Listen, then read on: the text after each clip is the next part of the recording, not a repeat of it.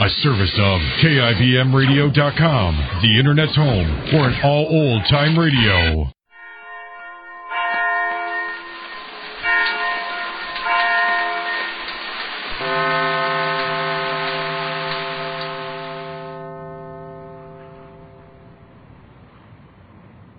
Everyday routine, ever dream of a life of romantic adventure. Want to get away from it all? We offer you Escape.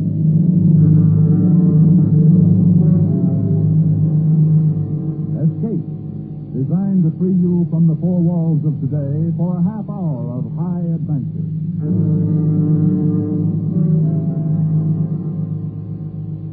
Tonight, we escape to a murderous conflict of greed and passion aboard a coastwise tramp steamer headed for Central America, as John and Gwen Bagney tell it in their exciting tale, Maracas.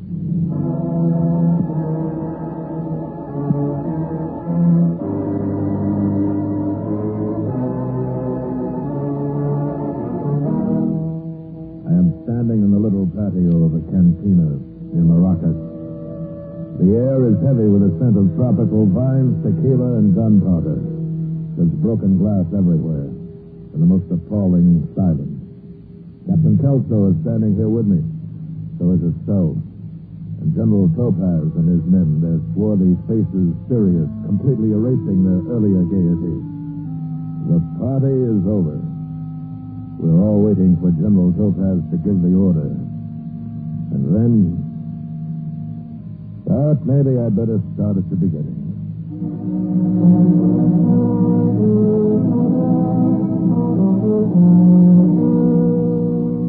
I know now I should never have taken the berth as mate on the Bruno. He's a coastwise tramp out of San Diego, but at the time I figured working under that loudmouth, sadistic, slave-driving Kelso was better than the seaman's mission. They were carrying a cargo for Santa Gardo and 2 passengers. From the beginning, the voyage spelled trouble. For one thing, we weren't long out of Dago when we ran into the blow. I wasn't too concerned about it, but I went to notify the old man purely as a matter of routine. I found him sprawled across his bunk, his mouth open, snoring. There were a couple of empties on the floor and another in the basement. Captain Kelso. Hey, Skipper. Hey, Storm, we're running into weather. Oh, something wrong? No, sir, I just thought you'd like to know. Good. Now I know. Get back to the bridge. But suppose I have to change course, sir. Haven't you been in the blow before? Maybe I should have checked your papers before I signed you on. You are a sailor, aren't you? Yes, sir. I've been to sea a couple of times. Well, get out of here and quit beefing it. And don't bother me again. I got a headache. You should have. What's that, Mr. Doyle? Nothing, sir. Nothing.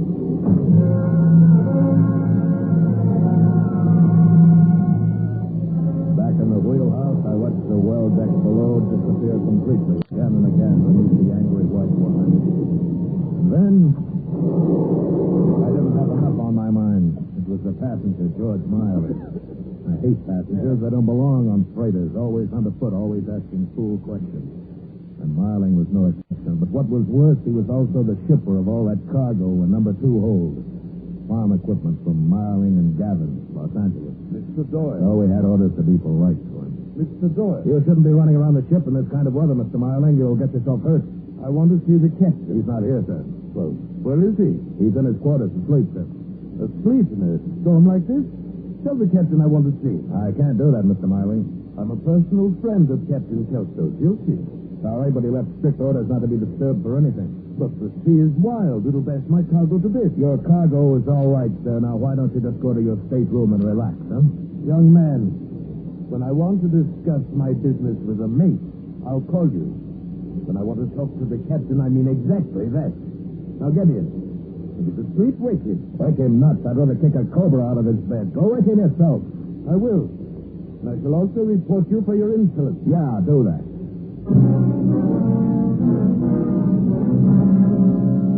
What did he think? Somebody was going to steal his precious cargo? He was on the dock when we loaded it. He was in the hold when we stowed it, and on the deck when we battened the hatches. He was so afraid we'd contaminated, why didn't he send it air express? I was still burning about it when the second came to relieve me. Went down to the galley to have a cup of coffee. Yanked the spigot of the coffee urn so hard that hot coffee splashed in and out of the cup and all over my pants. Oh! I spun around so mad I saw red. Yeah, I saw red, all right. A shining red stage boy bob. And underneath it, a mocking face.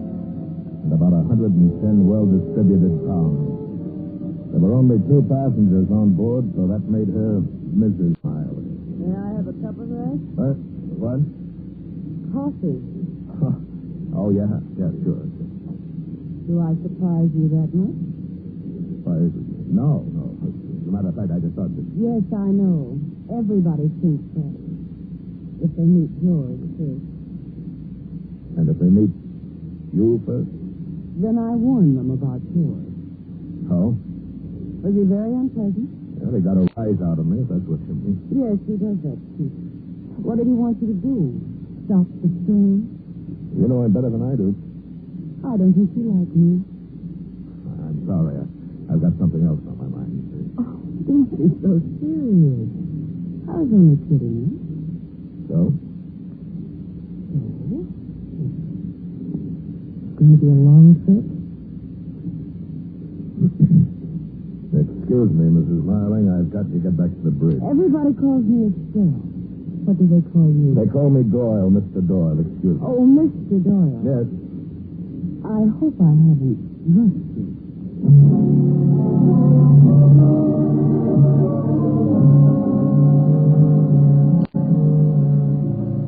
Passengers. You see what I mean? They get in your hair one way or another. Only one day out, and already she was bored. Already she was looking for a way to pass the time and somebody to pass it with. Well, you can ignore the passengers, but the cargo, that's the lifeblood of shipping. So as soon as the storm quieted down, I went below to make sure it was all well secured. Number 3 hold filled with canned goods was okay. So was number 4, which carried a cargo of radios. Then I went into number 2 to see how Miling's farm implements were faring. And immediately, I was glad I had. One end of a crate had jarred loose, and wouldn't do for Miling to find that. I brought my flashlight closer to check for possible damage, and that's when I saw them. Highly polished stocks of a half-dozen rifles. Farm equipment, huh? I ripped open a few more crates. Yeah, they were all the same. Rifles. No wonder George Miling was so concerned with his cargo.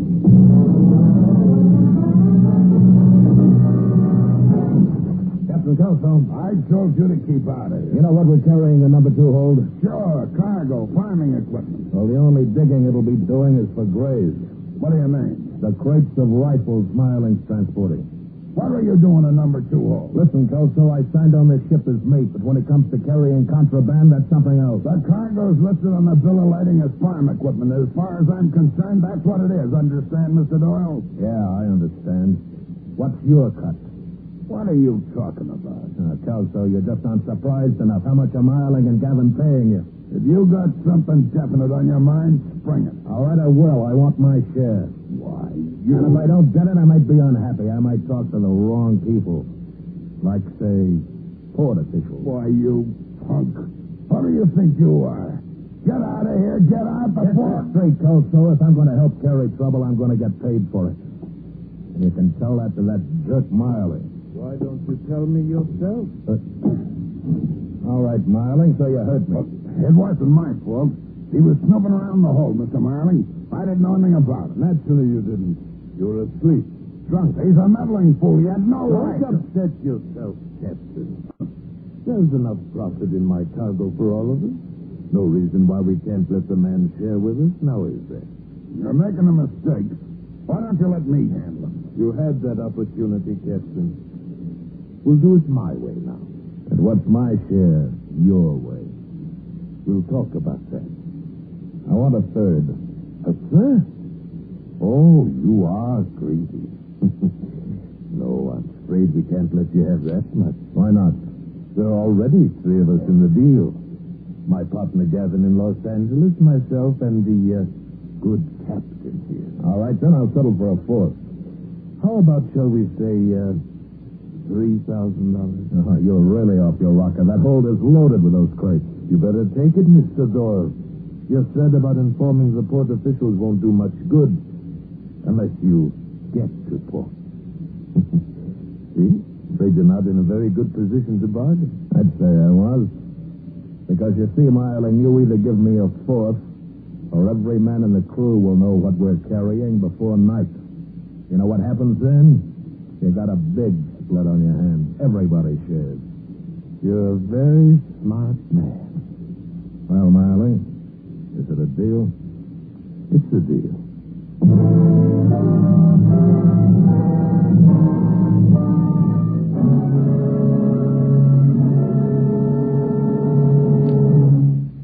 In just a moment, we will return you to Escape. There's a fellow who makes a nice little thing singing popular songs, a fellow named Crosby, Bing Crosby. Then comes another fellow named Frank Fay and begins to analyze the words to the songs this man Crosby has been singing. Is it justice? Well, who knows? But it's one of the funniest sessions on the air, if you heard their broadcast last month. Frank Fay will pay Bing another visit tomorrow night on Bing's regular Wednesday night CBS show. Bing Crosby, Groucho Marx, Burns and Allen, Dr. Christian. They're all Wednesday night stars on most of these same CBS stations. And now we return you to Escape and the second act of Maracas.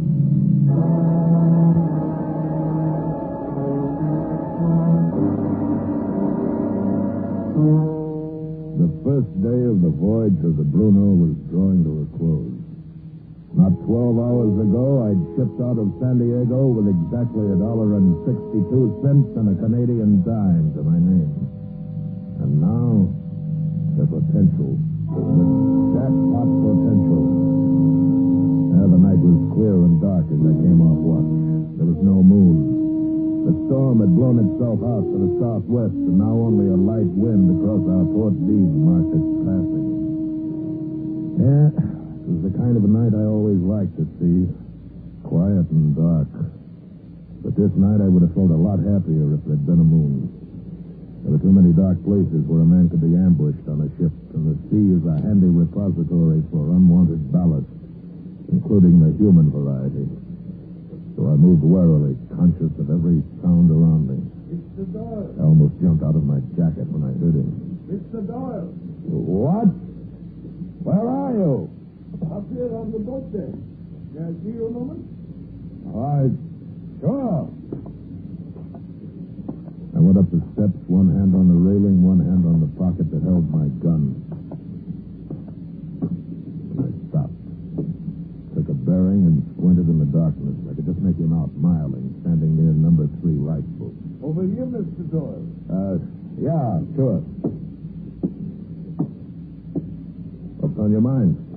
I want to talk to you. Yeah, I gathered that. It's, about our partnership. What about it?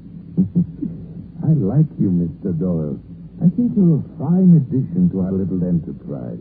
But, there's a little problem. The fine print, the hidden clause in the contract. Huh? Oh, it's nothing that can't be worked out. I'm afraid I was a little hasty, spoke inadvisedly in the captain's quarters. Oh? While my partner, Tom Gavin, is a very reasonable man, I feel sure he would never endorse a 4-way split. You know, there's a lot of overhead to a proposition like this. It isn't all clear profit. Get to the point, will you? Isn't it obvious? We have one too many partners. One has to be liquidated. Which one? That's a decision I'll leave up to you. Captain Kelso wouldn't hesitate to do it to you if I gave him the chance. That's a charming idea, but no thanks. I'll run your guns, but you handle your own liquidation. Then I'm afraid you leave me no alternative, Mr. Doyle. What?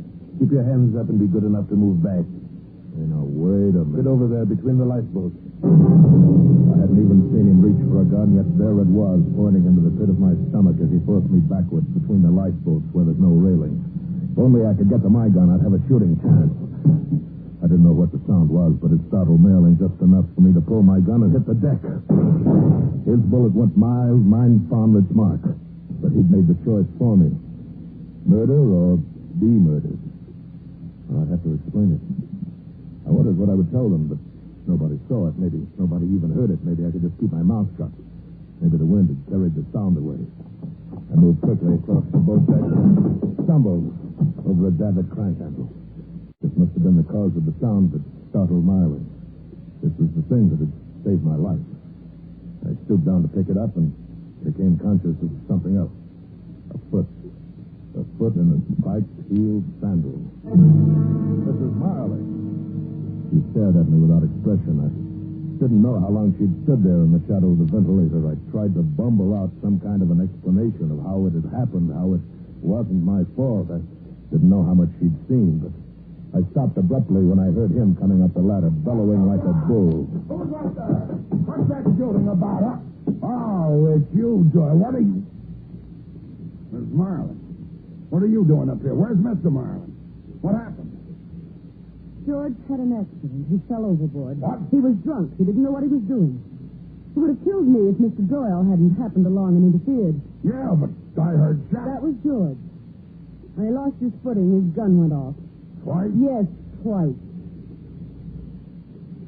I suppose you'll have to make some kind of a record of this in your logbook. Yeah. I'd better lower a lifeboat and look for him. Oh, it wouldn't do any good, Captain. George can't swim.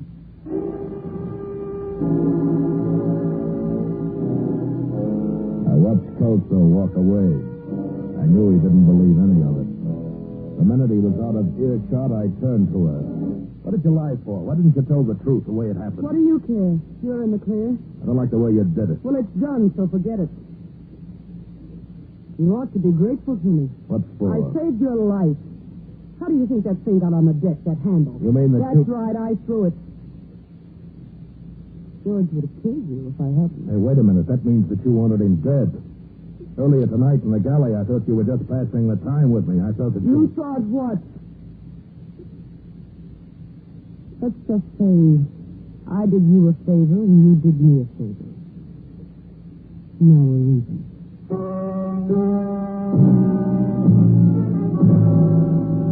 The bereaved little widow. She made that thief-scum Kelso look like a choir boy. I don't know what she had in her vicious mind, but it wouldn't be good. Not that it made any difference to me. I had only one interest only, my share of the loot. Now that Marling was dead, the split should be bigger. And then I remembered. I'd done a stupid thing. I'd ripped open quite a number of those crates in my hurried inspection of the cargo, and I hadn't crated them up again. Those shiny rifle butts were visible. We couldn't risk port officials seeing them. I hurried into number 2 hold and was busy nailing up the cases when Kelso came down. Having your chicken? Just protecting my investment. You've gotten around an awful lot tonight, Joel. I'm an active partner. Yeah? Well, if you want to stay that way, you'll take orders from me. Marling's gone. It's every man for himself now.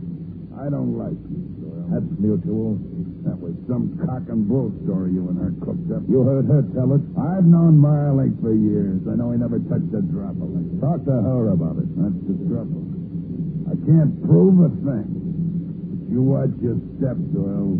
Don't you get any idea you can cut me up, but you cut him up. Yeah, well, I'm going to watch you too, Kelso. I'm going to watch you close. You can quit fighting over it, boy. There isn't going to be any money to split. What? The cargo's already been paid for. Tom Gavin collected for it in Los Angeles before the ship ever sailed. Marling told me it would be paid for at the end of the run. Marling promised. George promised a lot of things. And George isn't here. You never intended for him to reach the end of the run. Is that it, Mrs. Marling? Oh, smart. You and Gavin had a cute little thing cooked up between you, didn't you? And I stepped in and watched your dirty linen. You haven't anything to squawk about. You're alive, aren't you? And neither have you, Captain. You'll get paid for the freight. Freight?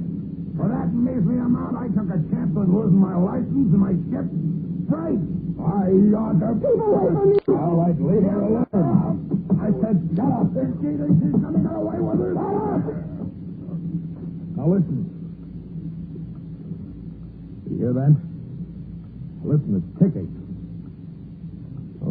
things tick, a clock and a time bomb.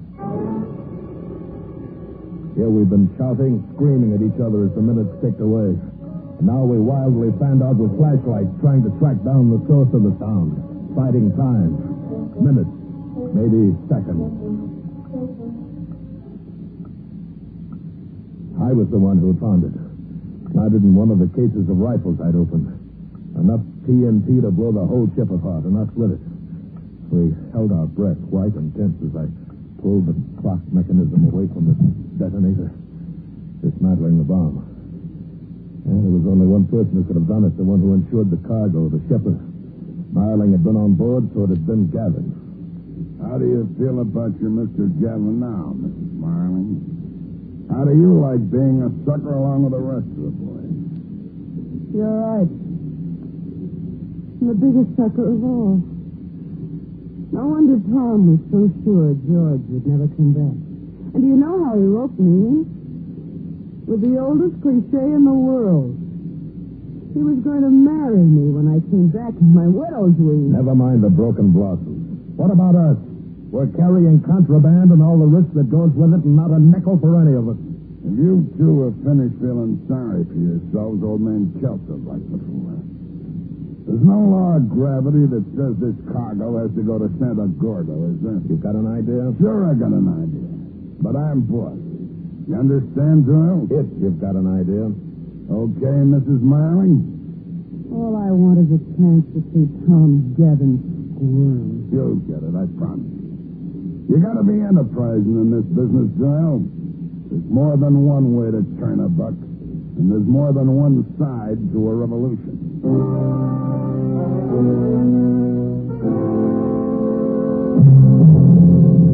Like Kelso said, no reason why our cargo should go on to Santa Gordo. There were others who wanted and needed rifles, the guerrillas. And what was more important, they had plenty of money, gold. And Kelso knew a man in Maracas who knew a man who could put us in touch with the guerrilla chief. So we altered the course.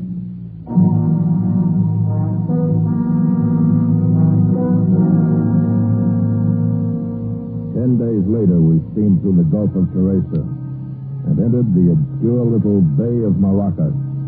Estelle, we were partners now. I dropped to Mrs. Marling. Kelso and I, three ill-assorted people, went ashore to make the rendezvous. We walked up a steep, winding hill to a little cantina. And just as Kelso had promised, his friend's friend had made the contact. All we had to do was wait.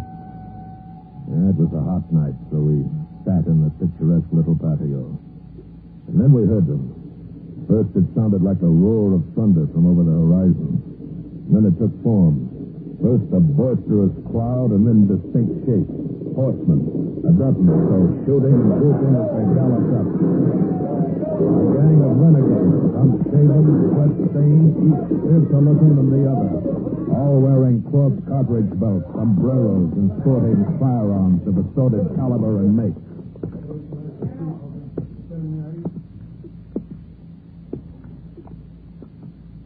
You are Capitan Crusoe? I am Topaz, El General Topaz. Well, the shipment's all ready, General. I'll have it unloaded. There is no hurry. When the time comes, my men will take it off. In the meantime, we have come a long way. The hills, they are dry. So are my men. We have drink now.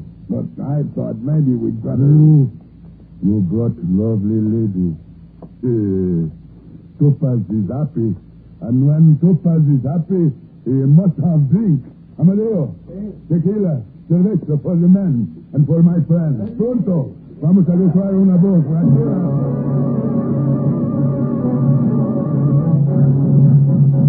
I've never seen so much liquor consumed so fast. Tequila and cerveza, a violent combination. And it had a wild effect on them. The more they drank, the more uncontrollable they became. Shouting and shooting glasses and promptly off the cobblestone parapet. We began to have an uneasy feeling. We wanted to conclude our business quickly, unload the rifles, get paid, and get out. Even Kelso began to be uneasy. Look, General, fun is fun, but we can't hang around here all night. Plenty time, my friend, plenty time. More tequila. Diego, wait for us.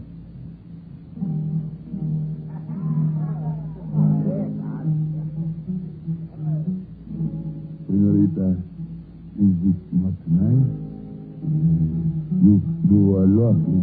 Music, moonlight, and topaz. Please. General, Captain Kelso is right. You should send for the cargo. You think so, eh? All right. Mario, Shadow. Hey, hello. Get the men. Unload the rifles. You are happy now, Senorita? This kind of feeling. We have drink. No, You think Topaz drinks too much, eh? Amadeo, hold the bottle. Oh.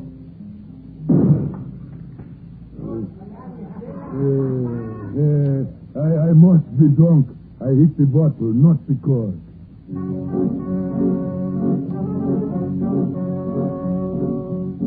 He was a good enough shot to make my blood run cold. All of them were. The more they drank, the better their aim. General Topaz was starting a riot with a cannon at 44, shooting gourds from the boat. And it was a relief when the cases of rifles began to pile up. And suddenly, the general's mood changed. He was bored with his marksmanship. Bring me one. I want to see how good the dingo's guns are. One of his men ripped open a crate. General Topaz grabbed a rifle, held it in his hand, inspected it, and threw it violently at me. This joke? You make fun with Topaz? Open them all! His men literally tore the tops off dozens of crates with their fingers. And I told cold in the pit of my stomach. I hoped it had been a mistake, but it wasn't. It was a grim joke. For Gavin hadn't meant that cargo to go through, so he hadn't wasted real rifles on it. He'd sent case after case of dummy cargo. Oh, they were rifles, all right, good enough to fool me down in the hold. If only I'd taken one out, examined it, I might have discovered in time that they were phony guns that would never fire a shell. Cheap hot metal imitations with highly polished pine stock. Great stuff for kids under a Christmas tree, but not quite good enough for General Topaz. General Topaz is important man. I have important war. And for this you pay. Mario, Diego, Nino, Chado, Amadeo, Chano, un gran tiroteo para estos canallas.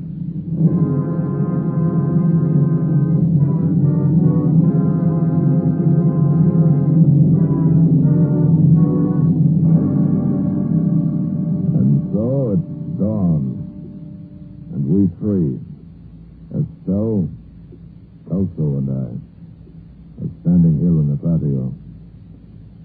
General Topaz and his guerrillas are drunk, but not dead drunk. Rather, deadly drunk. 10 of them, the firing squad lined up facing the three of us, their guns aimed straight at us. And on their dull faces, murder. The general, with his flamboyant sense of drama, raises his gun just as the first rays of the sun streak through. Listo! He has a sense of the drama, General Topaz, but no sense of humor. Apunten! But when so final, it might be funny. A double cross. Fuego!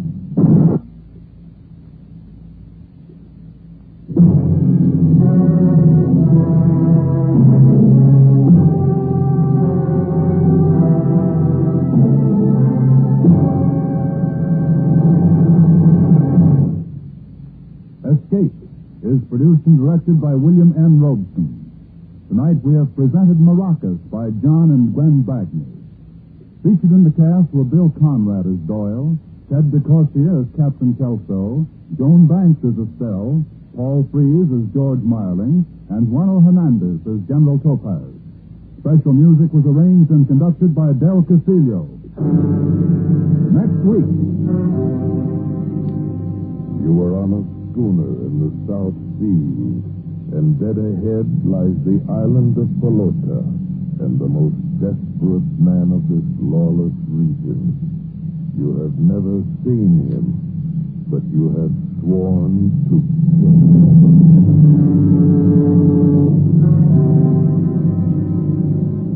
Next week, we escape with an exciting tale of the strangest bargain ever made, as George F. Watts tells it in his famous story, Sunk.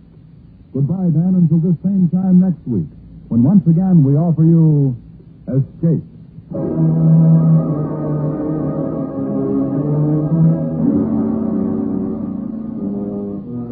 Festive music for a festive holiday, 1 full hour of it. That's the treat in store for you when you tune in to Thanksgiving Day Festival over these same CBS stations. The Choraleers and the Symphonette combine talents for this great show, plus Leonid Hambro, pianist, Oscar Shumsky, violinist, Bambi Lynn, young Broadway star, and many other favorites. Remember, 5 p.m. Eastern Standard Time on Thanksgiving Day for the whole family, the Thanksgiving Day Festival over the entire CBS network. Now stay tuned for Hit the Jackpot, which follows immediately on most of these stations. This is CBS, the Columbia Broadcasting System. 10 p.m. WLOBA, Boulevard time. Tired of the everyday routine? Ever dream of a life of romantic adventure? Want to get away from it all? We offer you Escape.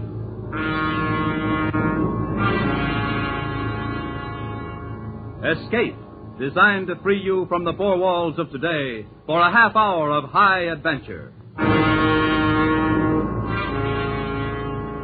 Tonight, we escape to the island of Pelota in the South Seas, and an exciting tale of the strangest bargain ever made, as we bring you Letter from Jason, adapted from George F. Worth's famous story, Sunk.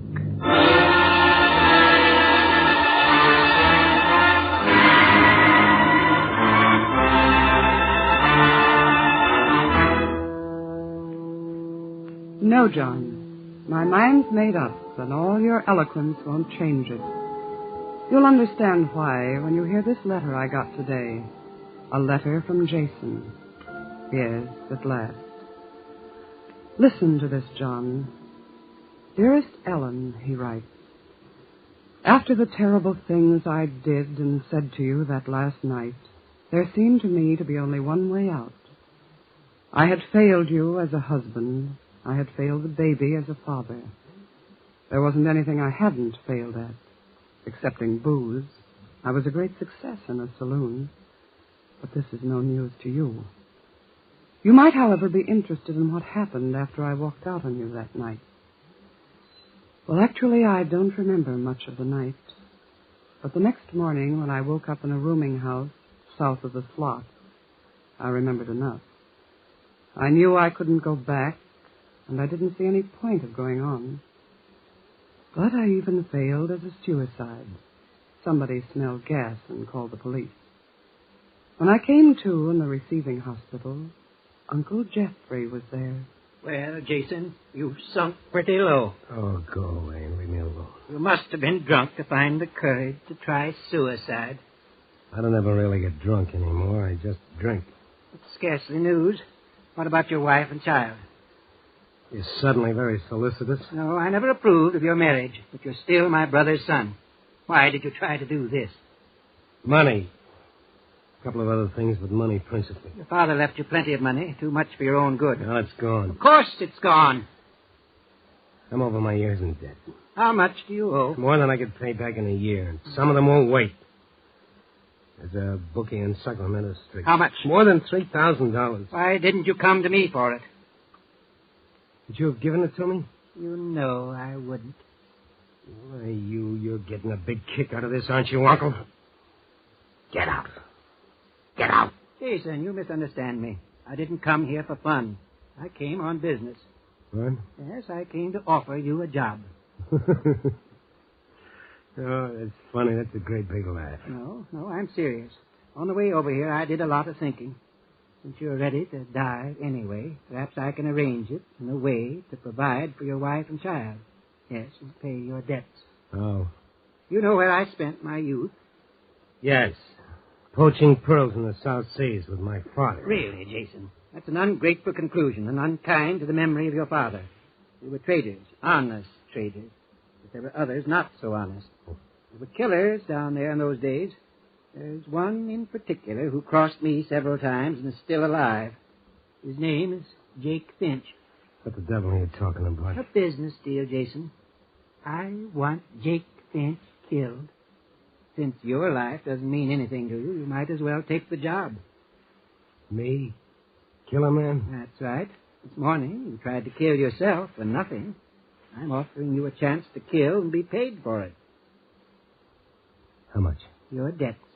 And $25,000 to your wife after Finch is dead. It's a lot of money. It's worth it to me to see Finch dead. Well? And after I've killed him, what then? Helen is provided for. And me? We'll cross that bridge when we come to it. Where is this man? He lives on the island of Pelota, 3 weeks' sail from Tahiti. How romantic. Not at all. He's a dangerous, treacherous killer. You're going to have to meet him face to face. He's lived too long to be caught off guard. What makes you think I'll have the guts to kill him? I'll be along to see that you do. What? Yes, and to see that my name is not connected with the matter. If you kill him, it will be in self-defense. So I've sunk pretty low, have I, Uncle? What about you? That's neither here nor there. Do you want the job? No. But I'll take it for Ellen's sake.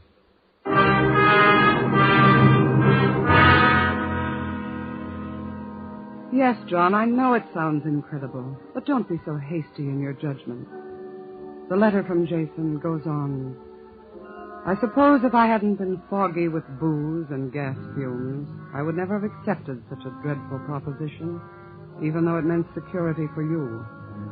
But once I agreed, Uncle Jeffrey wasted no time. He paid my debt and sent you that $1,000 check as an advance on my murder fee. And in less than 24 hours, we were slipping through the Golden Gate bound for Tahiti.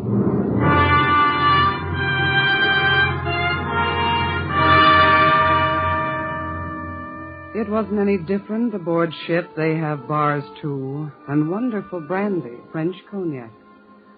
I was really enjoying life, a cruise to the South Seas, all expenses paid. And then, the fourth day out, Uncle Jeffrey came into my cabin as I was breakfasting on a brandy milk. Good morning, Uncle. Everything ship-shape topside? Jason, it's time we got down to business. Oh, sure. Anything you say. Do you understand what I'm saying? Sure. Go ahead, Uncle. Here. You better get used to the feel of this. A gun? Is it loaded? Naturally. Pick it up. It's heavy. Yes, it's a .45. Tear a hole in a man the size of a silver dollar. Never held a gun in my hand before. Aim it. There, at your reflection in the mirror. What's the matter, Jason? Your hand's shaking. You're perspiring. I can't. You must.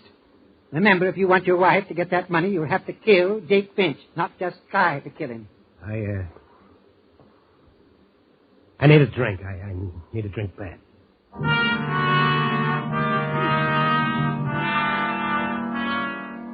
Poor mixed-up Jason. That was his solution for every problem, his answer to every challenge. I need a drink. He goes on to say, we arrived in Papeete, in Tahiti, on a Wednesday afternoon, but Uncle Jeffrey was in a hurry. He had chartered an island schooner, the Lorelei, and she was to sail at dawn the next morning for Pelota and Jake Finch. But at least I would have one evening ashore, and I intended to have it alone. Well, see you later, Uncle Jeffrey. Where are you going? Sightseeing, one enchanted evening, that sort of thing. Now, you wait till I get this luggage transferred to the schooner, and I'll go with you. What's the matter? You afraid I'm going to get drunk? I know you are. That's where you're wrong. Got to stop sometime. I made up my mind I quit when we got to Tahiti, so I quit. I don't believe you. You're drunk right now. That's what you think. I'm not drunk, Uncle Jeffrey. I'm sick. I'm sick of the sight of you. We still have a long way to go together. I know. Let's understand each other right now. I hate your guts. It's perfectly clear that you hate mine. I made a bargain with you. I'll go through with it, for Ellen's sake. Weren't for her, I'd use that gun on you instead of Jake Finch. Good. I'm glad that we understand each other so clearly. I'll see you later. Be aboard the Lorelei at midnight. Don't worry, I'll be there. I'm sure you will, Jason.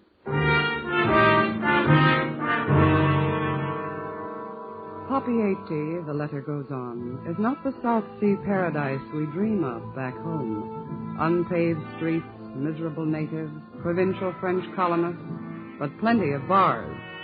I avoided them. I headed for the big hotel and a table on the terrace. Take away the palm trees and the French accent, and it was about as exotic as the commercial house in Sioux City. Monsieur désire quelque chose à boire? Oh, what did you say? Oh, je m'excuse. Would monsieur like something to drink? An aperitif, perhaps? Cézanne? Du bonnet? Oh, no, thank you. Just tea.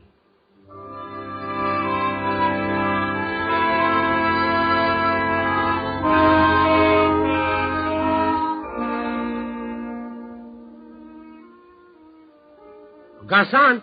Oui, monsieur. My check, please. Tout de suite, monsieur.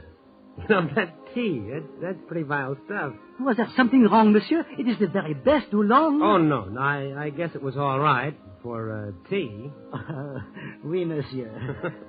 Voilà, monsieur. Here you are. I keep the change. Oh, merci beaucoup. Oh, say, tell me, what's a good place for dinner? Oh, ici, monsieur. The hotel has the best cuisine in Papier-Té. But it's a little quiet, don't you think? Peut-être. Then I should commend monsieur to chez Tante Marguerite, or the Southern Cross. At the Southern Cross, there are the girls. Oh. Then I'll go to Marguerite's.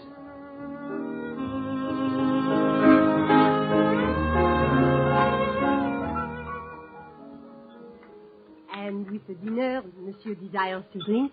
Water. Water? Yeah, just water. But if monsieur will permit, we have a proverb in my native Normandie. Un repas sans vin est comme un jour sans soleil. Yeah, I'm sorry, I don't understand French that well. A meal without wine is like a day without sun. Oh, and surely with the cuisine of Tante Marguerite, one must not drink just water. Besides, the water in Papier-Té is not safe. I myself have lived here more than 20 years, and never have I tasted the Papier-Té water. Oh, no. I would recommend wine, monsieur. I urge it. With the langouste, a dry sauterne, monsieur. Oh, well. Well, very well. A small bottle, then.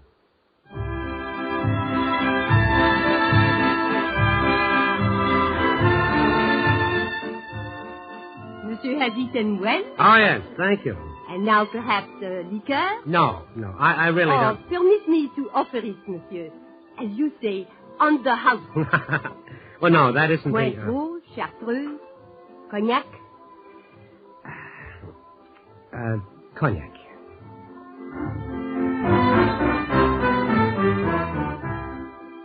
Oh, it's an excellent dinner, madame. An excellent liqueur, and the world begins to look all right again. Of course it does, monsieur. Of course it does. Now, madame, tell me. You know of a place here in Papier-Té called, the Southern Cross? And who does not, monsieur? Tell me how to get there, will you?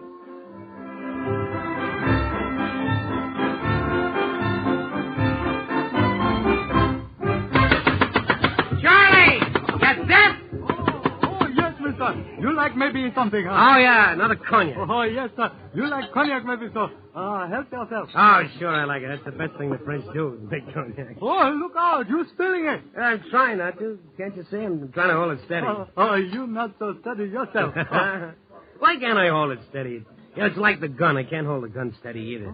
How can I shoot straight if I don't hold it steady? All the same. Whiskey, gun. You can't go steady with both. You go steady with me. Oh. Well, hello, baby. You are alone? Yeah, I'm alone. It is not good to be alone too much.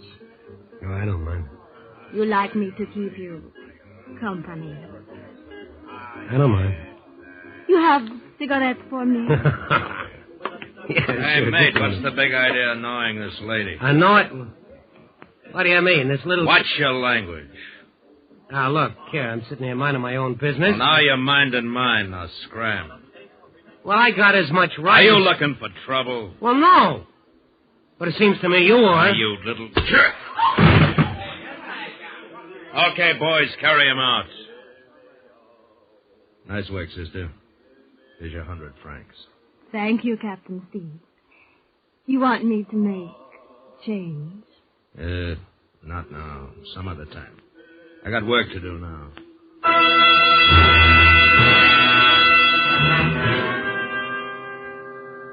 I know, John. It's the same old pattern. How well I know it. The promises and the failures. Anything could start him slipping.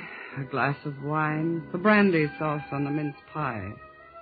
Yes, or the sniff of the cork, if you like. But listen to Jason's letter. He goes on. The next thing I knew, I was in a narrow bed, in a creaking, rocking room, and I didn't feel well, darling, not well at all. I had the world's worst hangover.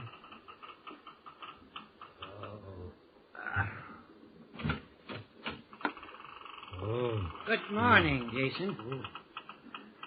Oh, Uncle Jeff, where am I? Aboard the Lorelei. 5 hours out of Papeete. Oh. Bad night? Yeah, I guess so.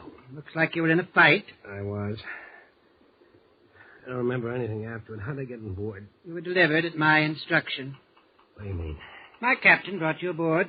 I want you to meet him. Captain? Yes, Mr. Sheldon? Come in. I want you to meet my nephew, Jason Torrance. How do you do, sir? Why, you... We've already met, Uncle. This is the man who knocked me out. I know, according to my instructions. That'll be all, Captain. Yes, sir. Well, you're a... Save your breath, You're the Jason. dirtiest... Your head will only ache more if you get excited. I'm not trying to hide anything from you. Captain Steve is a tough guy, but not nearly as tough. Not half as quick or strong or hard to kill as Jake Finch. And he tells me you never even hit back. Object lesson, huh? That's right. You've already cost me a lot of money, and I want my money's worth. You're no good to me, drunk, or to yourself, or to your wife and child. Suppose you'd gotten in a real brawl in that saloon last night. Well, you could have been killed. And where would your wife and kid be? But believe me, I won't pay off until you kill Jake Finch. I do believe you. I believe you let Ellen and the kid starve before you'd help them. I would, Jason. You can be sure of that. Unless you kill Jake Finch. All right, Uncle. I'm on the wagon from now on. Oh, it's easy to say. When you're still going on last night's booze. I mean it. I've taken my last drink. I wonder, Jason. I wonder.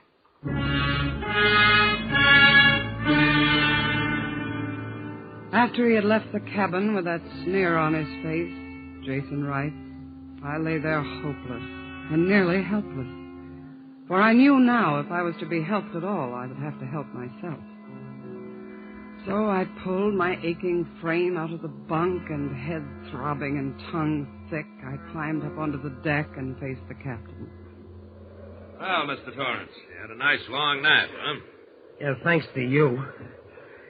You got any work for me? Work? Yeah. You know, something to do. I want to get busy. Well, now, there's always work aboard a sailing vessel. Know how to hold a stone a deck? Does it take a college degree? No. But you'll need something else. Muscles and guts.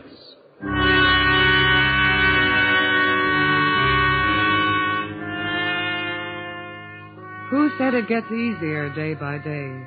Jason writes. It didn't for me. I was stiff and sore from using muscles that had never been used before. And the only thing I wanted was a drink. Just one drink to ease the pain. But I knew I'd never stop with one. It got tighter and tighter inside me, and there had to be a breaking point. And then on the 10th day out, the captain sent me up to secure a block on the mainmast. The sea was kicking up a little, and when I was 15 feet above the deck, the schooner lurched suddenly. I lost my grip and fell. I grabbed at the shroud, and it bit into the skin of my palms, and I hit the deck and lay there for a moment, shaking with fear, knowing that this was the end of my fight. Then I got to my feet, ran down to the galley, and opened the cabinet where I knew the captain kept his brandy. Having a little nip, Jason? Yes! I'm through.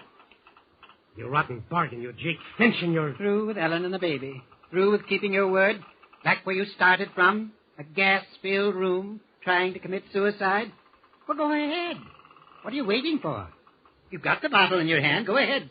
Take your drink. Shut up. What are you waiting for, Jason? Shut up. Shut up! Just remember, Jason, one drink will finish you. Jake Finch will kill you, and Ellen won't get the money. I'm a businessman, Jason. I made a bargain. Don't think I'm going to renege. I didn't want you to marry Ellen in the first place, remember? She won't get a penny from me when you die. Remember that. Be careful, Jason. You're trembling so, you might drop the bottle. Maybe you do need to drink, Jason. Think it over. It's an easy way out. And I won't embarrass you by staying and watching. Murderer! You dirty murderer! I won't touch it, Drake. I won't touch it. I'll show you. I'll show you.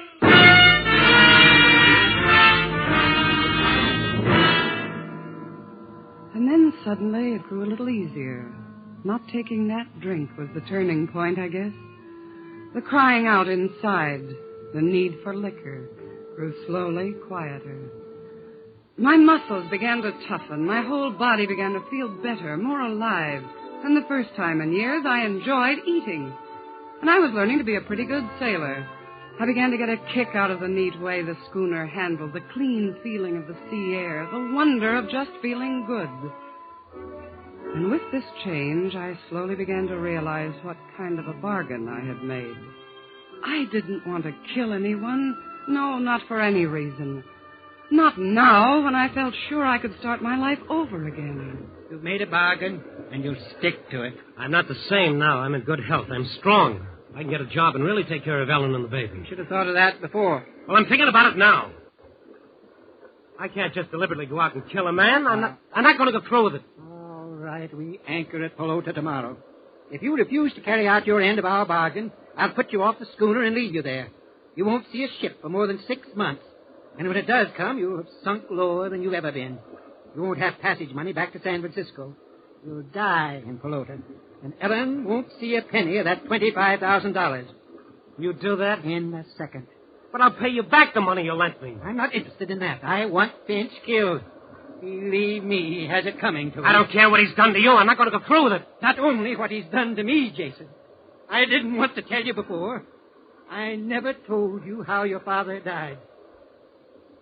No, you never did. Jake Finch killed him, Jason. Jake Finch killed your father.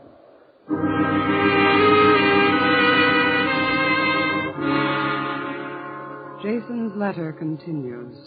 So you see, Ellen, what a diabolically clever scoundrel Uncle Jeffrey is. The last straw was that stuff about my father. I don't know whether he's lying or not, but it just might be true. And so this man who is playing God with my life has added the final motive for murder, vengeance. We're approaching the island of Pelota now, Ellen, and I have no other course but to find Jake Finch and kill him, or be killed by him. What a crying shame that I couldn't have found myself before this, for I know now what a wonderful life we might have had together. I hope you will find it with someone else, for you deserve better than I ever gave you. We're dropping anchor now, and I must go. Well, there she is, Jason. Pelota, one of the loveliest islands in the Pacific. It's a perfect setting for a murder. Yes, isn't it? Feel up to it? Don't worry about me. Where do I find Finch? Everybody on the island knows him. Anyone can tell you where to find him. Try the traders or the bar. Good luck. Aren't you coming? Oh, no. Remember, I don't want to be connected with Jake Finch's death in any way. It's your affair now, not mine. Yellow all the way through, aren't you, Uncle? Yellow and rich enough to hire thugs and murderers to do your dirty work. I ought to kill you instead of Finch. I'm coming, Captain. Kill Finch first, Jason. Then you have my permission to kill me.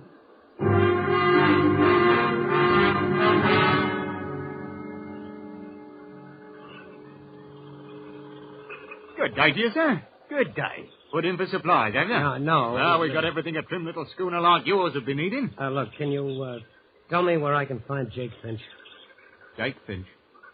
What do you want with him? Well, that's my business. Where is he? I couldn't say exactly. He might be down on the beach this time of day. Thank you.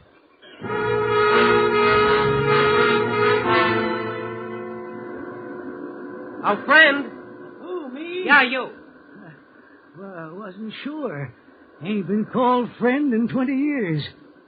What can I do for you, stranger? I'm looking for Jake Finch. Well, don't look at me. I ain't him. Where can I find him? Look here, mister. If this is your idea of a joke, it ain't funny to me. I'm sorry. I'm simply looking for Jake Finch. Well, look somewhere else. Look for him in a bar. That's the likeliest place to find Jake Finch.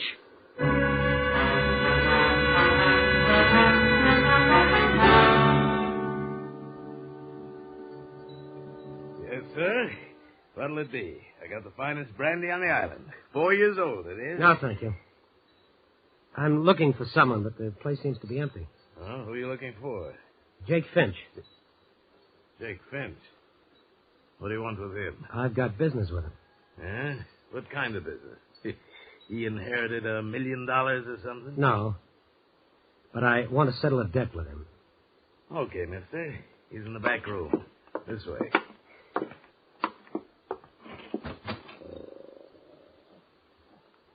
There he is.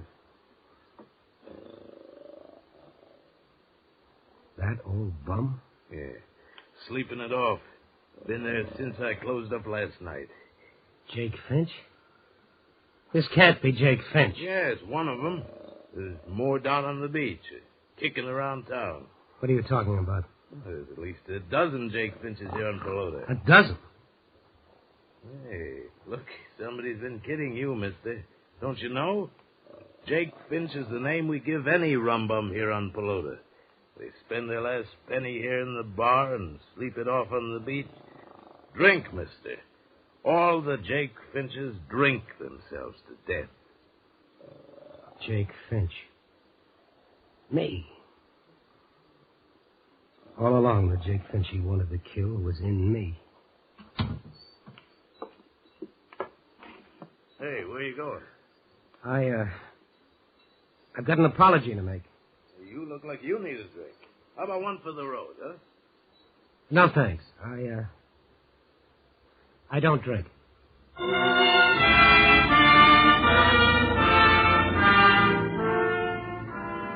There it is, John. That's my letter from Jason.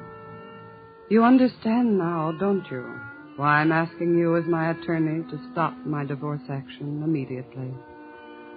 I cabled Jason this morning that I'm waiting for him to come home.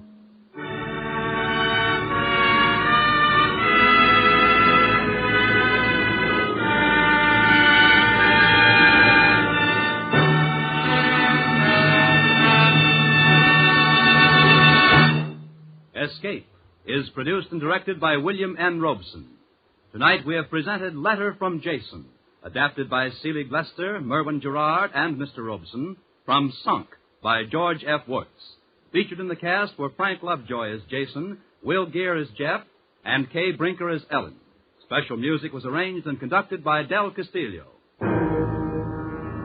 Next week. You are lying on a small knoll in the prairie west of the Platte River. In a few moments, dawn will herald the attack of the encircling Apaches. An attack of such fury that for you there can be no escape.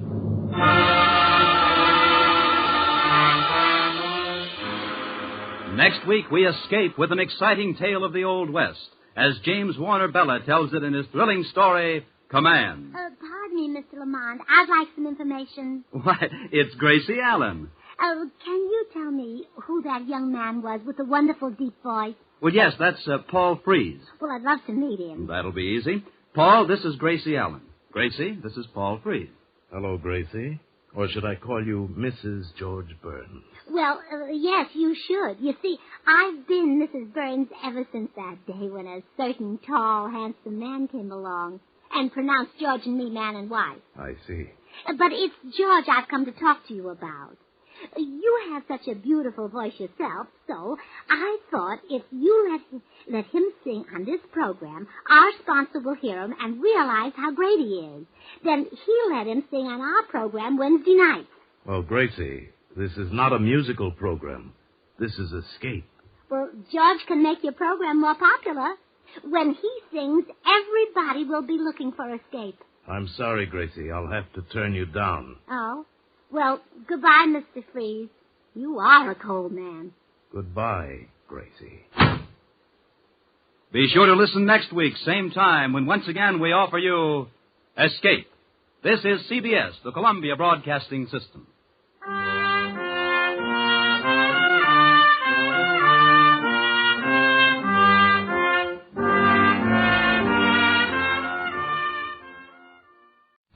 Tired of the everyday routine? Ever dream of a life of romantic adventure? Want to get away from it all? We offer you Escape. Escape, designed to free you from the four walls of today for a half hour of high adventure. Escape, brought to you by your Richfield gasoline dealer and the Richfield Oil Corporation of New York, marketers of Richfield gasolines, motor oils, and other petroleum products. Look for the Richfield Eagle on the cream and blue pumps.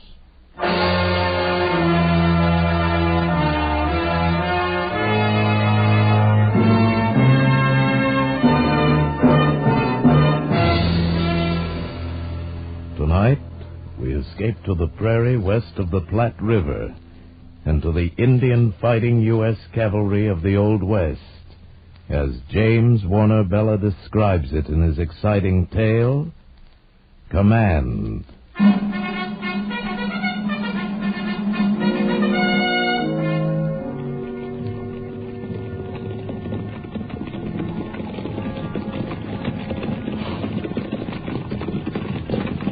Riddle, sir. Yes, Sergeant. Here comes Lieutenant Cohill back with the patrol. Yes, I see him.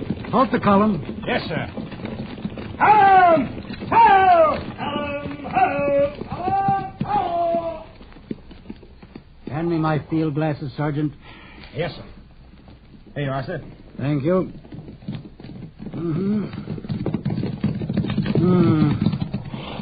Captain Brittles. Well, Mr. Cohill. Here's the best body of grass, sir. This slope with the small run below for water. This is the best bivouac for tonight. Mr. Cohill, do you see the rise there to the left behind you across the valley? Yes, sir. What are those shapes lying on that slope? A small herd of buffalo. Sleeping, it seems. We didn't go that far, sir. We turned back when we saw them. The wind has shifted a bit. Take a deep breath, Mr. Cohill. Yes, sir. Smell anything? No, sir. Take another deep breath, Mr. Cohill. Get it in your nostrils and tell me if what you smell is sleeping buffalo. No, sir. It smells like dead men. And not freshly killed. Lieutenant Gresham and his squad, sir? I imagine so. The men we've come to find. We'll make sure after nightfall. Mr. Cohill, there are several fairly obvious differences between the Great Plains and a classroom at West Point. There you can fail and try again. Here you may not have that chance.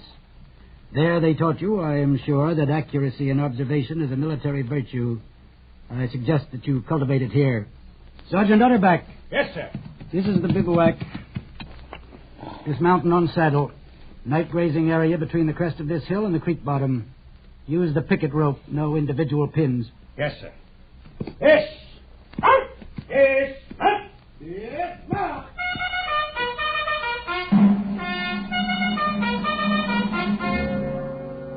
Yes, sir, Captain Brittles. No, sir, Captain Brittles. Of all the officers in the United States Cavalry, why did they have to assign me to him? A handbook soldier, over age and grade. A bitter failure of a soldier, marking time out here on the plains until he retires, taking up space in the table of organization, standing in the way of younger and more aggressive and, yes, more capable officers. My father wouldn't be guessing. Father would be over yonder right now to see if those corpses are really Gresham and his men. Father would have made sure instead of losing time making camp. The broken rattle Sergeant Utterback had found at noon showed clearly. Sir, that broken rattle the sergeant found. Yes, Mr. Cohill? What, we crossed the trace of that Sioux war party at noon today? That could have been the trail of a Cheyenne war party. Or Comanches or Apaches. They all make rattles like that from the ends of buffalo toes. But if they were Sioux, they couldn't be more than 30 miles to the north in the Deadlands. They're afraid of ambush, so they'd be camping away from timber and near water. 2 hours rest and we can be at the upper reaches of the river by dawn, sir, ahead of them. Mr. Cohill, I have no orders to be anywhere by dawn or any other time. My orders are to find Mr. Gresham's patrol and, having found it, return to Fort Stark and report it. I think I've found him. I'll know as soon as the moon rises and I go over and take a look. Water the mounts in half an hour. Yes, sir. Mr. Cohill! Sir? Reading minds is an uncomfortable habit, but one I have never been able to lose. Yes, sir. Look at the other side of it. Suppose that war party was Cheyenne, which they might be instead of Sioux. They wouldn't be in the Deadlands. Cheyennes would head for timber along the lower Mesa Roja. So would Arapahoes, Kiowas, or Comanches. They'd all bivouac in the open timber. And, Mr. Cohill, they all make rattles out of buffalo toes. Yes, sir. Pass the word to Sergeant Utterback that dinner will be at 6:30, but the bugler will not sound calls. Yes, sir. And, Mr. Cohill. Yes, sir. There is no shortcut to the top of the glory heap. So we'll not run all over the West tonight looking for one.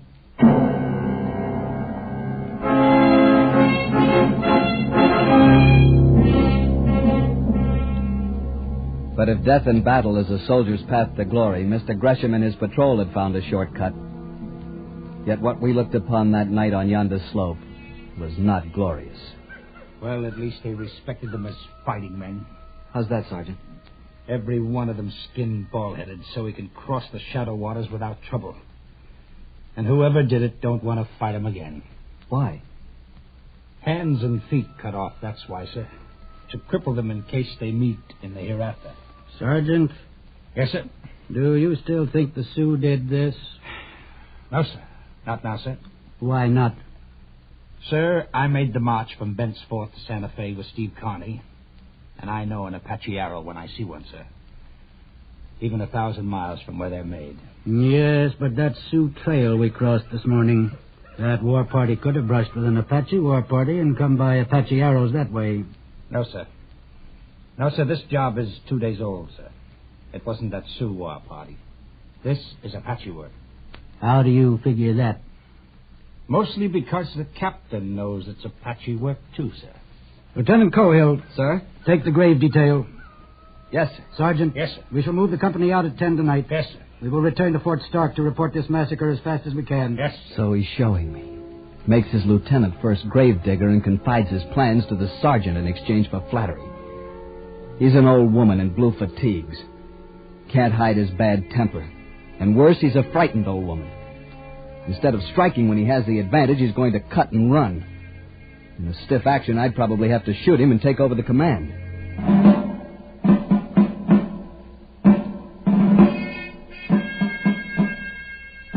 A grave doesn't take long to dig in the soft black earth of the plains.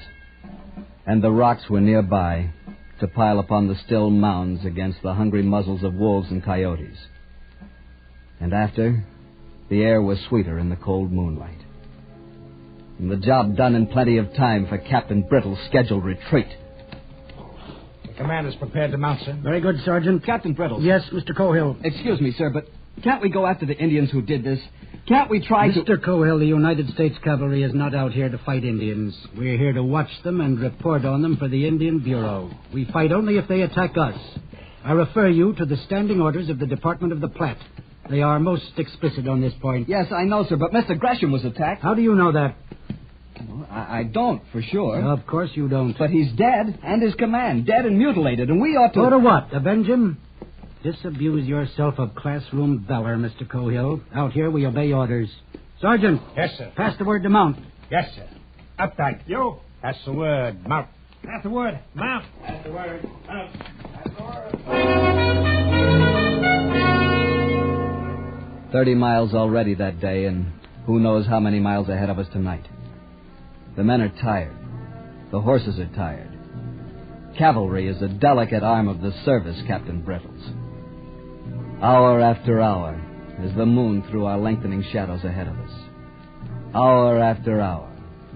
Walk 30 minutes, trot 5 minutes, dismount and lead 10 minutes, unbit and graze 15 minutes, every hour. Hour after hour. Got a choy eating tobacco, Mittendorf? Ain't got much. Well, give me a loan or something. You can get some more at the fort tomorrow. Yeah. Why don't you ever have any of your own? Don't approve of chawing tobacco. My ma don't, that is. Thanks. God free mighty. Mexico wasn't like this. Do tell. No, sir. When I was with Winfield Scott, the time we took Chapultepec... Hey, Mittendorf. Chavez back in the Mexican campaign again. Pity he didn't stay there. Yeah. Just the same, the army was the army in them days.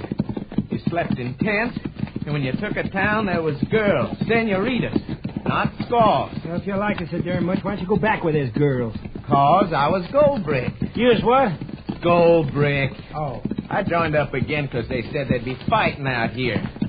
Only fighting I'd seen west of the Missouris on Saturday nights in the Berry. Boy, sure ain't like that. Sergeant Utterback. Yes, sir? I'd like to ask you a question.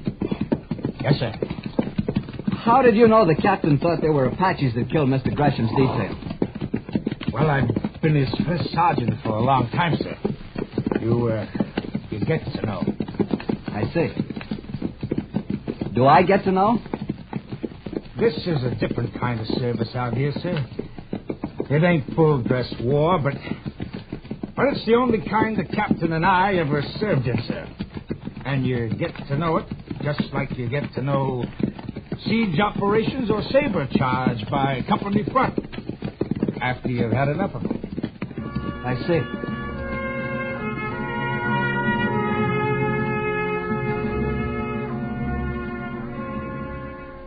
Five hours on the way now.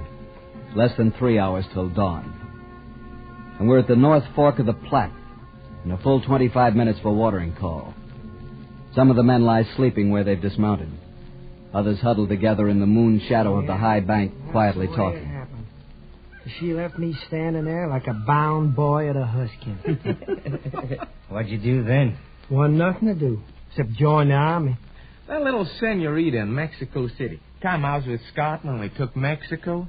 Well, she wasn't at all like that. Not at all. Any of you boys ever ate a lobster? Not me. I never even seen one. I had a catfish once. Didn't like it. I could sure put away a lobster right now. Fresh out of the lobster pot and into the cooking pot. Alive? Sure. That's the only way to cook a lobster. Sure wish I was back in Wiscasset. Get you back in the state of Maine, you'll be pining away for buffalo meat. Truer word was never spoken. Some people ain't never satisfied. I ain't never satisfied for a fact. That's how you get someplace in this world. Never be satisfied. Sure got you a long way, didn't it? Looks like you can plan on getting even further, Saba. Captain's getting fidgety again. Oh, yeah. Another day, another dollar. All right, men. All right, fall in and be quiet. Prepare to mount. Pass the word. Prepare to mount. Pass the word. Prepare to mount. Pass it. Prepare to mount. Mount. Mount. Route step. Forward. Route step. Forward. Route step. Forward. March. Go. Go.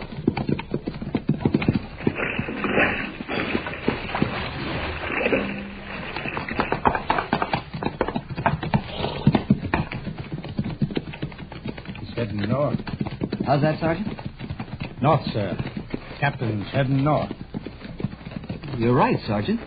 Red Mesa should be to our left. Instead, it's dead ahead. Doesn't make any sense, Sergeant. Yes, sir. My father would have done things differently.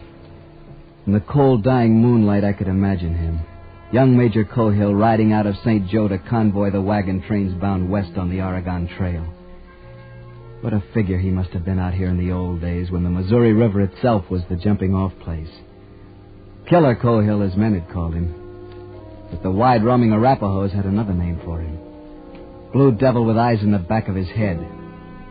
By this time, Father would have cut those Apaches into coyote meat as they lay sleeping around their smoldering campfire. Mr. Cohill. Mr. Cohill, sir. Yes, Sergeant? Were you dozing, sir? No, of course not. I was just thinking. Captain Biddles wants you at the head of the column, sir. Thank you, Sergeant.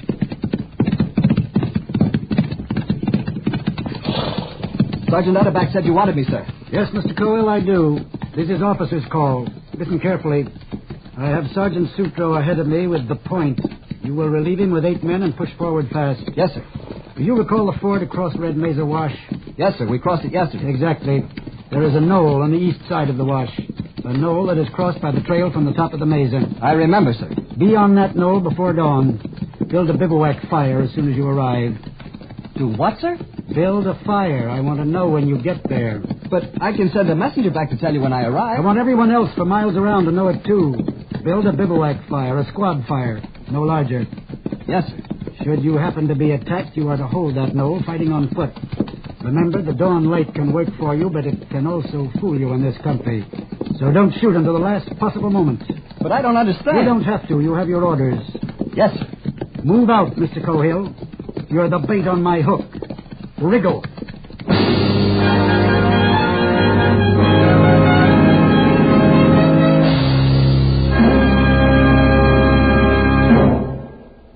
It's new. It's free. Don't miss it. Don't miss this free offer by your Richfield gasoline dealer. It's the new Richfield baseball book. 32 pages jammed with fascinating facts about America's #1 sport. And it's yours for the asking at your Richfield gasoline dealer station. This new Richfield baseball book is the most interesting book of its kind ever published. Listen to this. The Richfield baseball book shows you seating diagrams of leading stadiums. It has a special baseball quiz you can try on your friends. It has a special page on which you can try your skill at picking pennant winners. It has a spring and summer calendar. That's right. The Richfield baseball book has all that, plus Major League schedules, many minor league schedules, and World Series box scores. So be sure to get your free copy tomorrow while the supply lasts. Drive in where you see the Richfield Eagle on the cream and blue pumps. Ask your Richfield dealer for your free copy of the new Richfield baseball book. And now we return you to Escape. You knew Red Mesa was there only because the stars stopped where it stood. The moon was a honey ladle spilling blackness over the edge of the plains. Then the jagged teeth of the Rockies broke it into ragged potsherds. And it was gone. It was dark. Black dark. Cold dark. The squad fire sputtered and took and pushed the night back a little. This was different. This was command. This was the final moment of the soldier's heritage. To stand ready to fire and be fired upon. To kill and be killed. And it wasn't at all like you expected. It just plumb scared you. Don't stand still, Mittendorf. Keep moving a little all the time. And slap those mounts. Keep them moving, too. Yes, sir. Lieutenant, sir? How come the captain sent us up here to sashay around on the top of this little old hill? He said we're the bait of his hook. Huh? The decoy. If there's an Indian war party, we're to draw them out. Better put some bacon on to fry, Lusk. Make it look natural. Yes, sir. Meaning we uns may end up like Mr. Gresham in his patrol? There's always that possibility. It ain't a prospect that pleases, sir. That's what a soldier lives for, Sarver. To die. He does? Yes, sir. It was a good performance. To any watching Sioux or Apache, here was a small white soldier war party like the two yesterday's party they'd left lying scalpless in the buffalo grass 30 miles down the valley. Fire lighted, bacon cooking. Horses unsaddled and warriors sleeping from a long night march. Soft for the kill. Only the warriors weren't sleeping. Beyond the yellow carpet of firelight, they lay fanned out behind their saddles waiting. Sorting the night sounds with straining ears, pushing at the soft wall of darkness with widened eyes. Wish them dead, burned coyotes didn't sound so much like human beings. Well, you can be sure of one thing. No Indian is running around in the middle of the night yelling like a coyote. Yeah, but it sure makes me nervous. Sound like hooty owls back home in Maine. What's that? Behind you. Don't get in a fret, boys. It's only me. General Scott's chief of staff. Oh, something. You're lucky I didn't put a bullet through you. Nah, you wouldn't do that.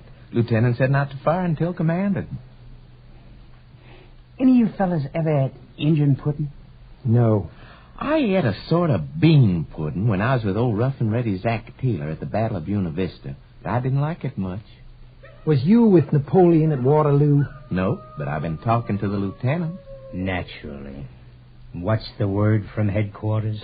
It's made of cornmeal and molasses. What? Injun pudding. Seen any savages yet? No, and don't expect to yet. Why? There ain't an Indian west of the Missouri who'll come out and fight at night if he can help it. Yeah, that's right.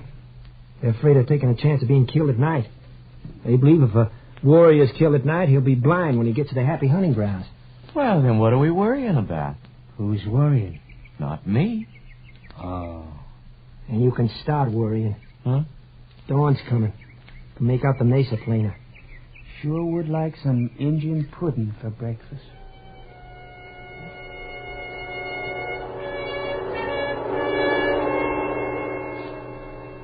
Slowly, the light came. First, you could see the outline of the mesa. Then down below, the silver of the water in the wash. Then the shapes of the men. And out across the plain, the feathers of mist in the draws. If it was to come, it would come now.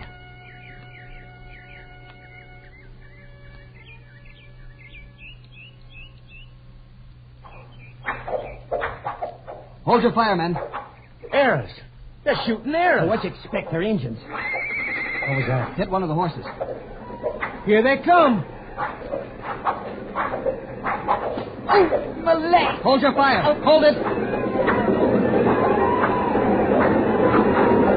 Fire! Please firing! They are Apaches. I got one of the heathen. I got two. Look at them lying yonder. One of them's still wriggling. I'll fix that. Hold your fire! But I was They'll just... be back. That was only the beginning. Yes, sir. You all right, Coffin? My legs, sir. Bone shattered. Hurt much? A little, sir. Those arrows are sure wicked. Go right through a man if they don't hit bone. Do tell. No action in the new army, huh, Sava? Well, it ain't exactly like your pull pack. Here they come again. Hold fire. Light's better this time. Makes no difference. Hold your fire. They're the ones that did Mr. Gresham in. Look, that one's wearing a corporal's chevrons, and there's one with a U.S. cavalry saber. Where's Captain Brittles? That's I want to know. Most likely having breakfast at the fort. Decoy. We're just... Lord Almighty!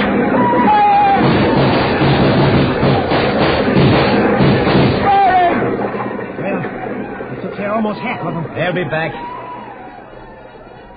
No, they won't. It's Captain Brittles now. Attacking from the flank. Hey, Sava, Captain Brittles got him on the run. Hey, can you pull this tarnation arrow out of me? Down below the knoll, the remains of the Apaches were streaking for the open plains with Captain Brittles' men overtaking them, cutting them down with thirsty sabers and pistoling the ponies as they ran.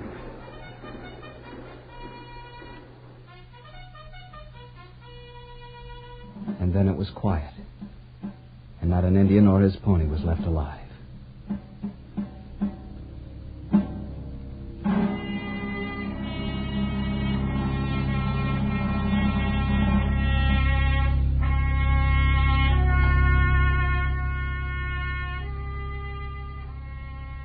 Coffin sat propped up against a saddle, lighting his pipe, his shattered legs stretched naked and useless before him. And Sarva lay where he'd fallen, eyes closed, face blue, his hands around the shaft sunk deep in his left side below the ribs, the feathered tip waving idly with each shallow breath. Can't we do something for him, sir? What? Look how deep that arrow is, right under the heart. Can't cut it out, can't pull it through. Poor Sava. He finally saw action. Yeah. I can hear him now telling St. Peter about the time he beat the Apaches under Coat Hill. That's not very funny. No. Guess you're right, Coffin. How's your leg? Paining you much? Can't feel anything. Lieutenant? Yes, Coffin? Do you think they'll send me back home to get this fixed? You think maybe I'll get to see the state of Maine right soon? I hope so, Coffin. Land of Goshen, no, you won't get further than the hospital at Council Bluffs. They'll wire you together, slap a plaster on you, and send you right back to fight Indians. It was a strange feeling. A mixture of pride and guilt. Watching a man die whom I commanded into action. Looking at the shattered leg of another. And a feeling of helplessness, too. For the moment, we could only sit there and wait. Our horses were dead, or stampeded by the action. We were alone on our little hilltop in the hot red glare of the rising sun. And then the company rode back in triumph, and I was reporting to Captain Brittles. And it seemed like months instead of hours since I'd last looked at his tired gray face. Mr. Colwell, you did that well. You may do in time. Captain, you knew there were Apaches yesterday at sundown. And you knew they were camped on top of the mesa, didn't you, sir? Mr. Cohill, accuracy in observation is a military virtue. Had you pushed forward to that slope yesterday afternoon, you would have found Mr. Gresham, not Sleeping Buffalo. Had your eyes been sharp, you would have found this between the slope and last night's bivouac. An Apache headband. That's right, and blood-stained. And had you been a plainsman and suspected Apaches, you would have looked at once for smoke at sundown from the highest ground, in this case, Red Mesa. You had me fooled, sir. I even thought... The facts for the record are these. My patrol, temporarily bivouacked at dawn today, came under a sudden enemy attack. Fortunately, it was able to hold until I arrived with the main body. I understand perfectly, sir. I'm familiar with departmental orders which allow defensive actions only and expressly forbid attack. And yet they are in direct violation of cavalry tactics. The cavalry is extremely weak on the defensive and can only defend well by attacking. I believe that is also taught at West Point. And I thought you were avoiding an engagement. Captain, I'm terribly sorry. Mr. Cohill, never apologize. It is a mark of weakness. There is a captain out here who tried it once to escape an inquiry board. He escaped it, but he will die a captain in spite of his apology.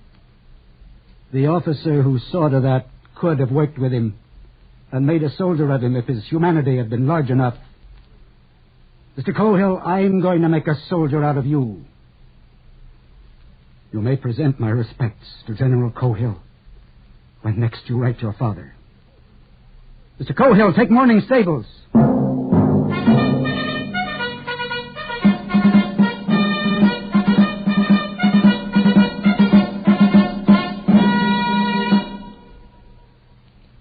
If you drive a car, remember this strange-sounding word, xylene. Xylene is one of the highest octane gasoline components known to science. Today, all Richfield gasoline contains this powerful super-octane component, xylene. With a tank full of Richfield gasoline containing xylene, you've got dynamic power at the tip of your toe. Smooth, knockless power to put you out ahead in traffic. Every gallon of Richfield gasoline contains xylene. But that's not all. There is a Richfield gasoline especially refined to fit the power requirements of your particular car. By Richfield Ethyl. Ethyl at its best for best results in highest compression motors. By Richfield High Octane at regular price for the average motor. Both of these famous Richfield gasolines contain xylene. Get the best out of your car. Get the most for your money. Get Richfield gasoline with xylene. Look for the Richfield Eagle on the cream and blue pumps. Escape is produced and directed by William N. Robeson, and tonight has presented Command by James Warner-Bella. Adapted for radio by Mr. Robeson. Featured in the cast were Harry Bartell as Lieutenant Cohill, John Hoyt as Captain Brittles, Wally Mayer as Sergeant Utterback, David Ellis as Updike, Paul Frees as Sarver, Walter Burke as Mittendorf, and Hugh Thomas as Coffin. Special music was arranged and played by Ivan Ditmars. Next week. You're standing in the observation turret of a gigantic rocket ship about to be shot into space on man's first voyage to Mars. In the heavens above you lie the magnificence of the universe, and also terrible dangers from which there is no escape. Next week at this time, the Richfield Oil Corporation of New York invites you to escape with one of the most unusual of all stories about man's attempt to conquer space, as Ray Bradbury tells it in his exciting tale, Mars is Heaven.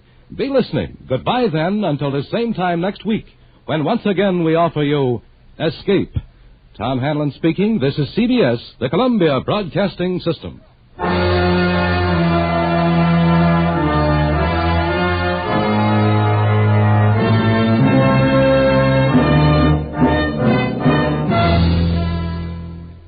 Tired of the everyday routine?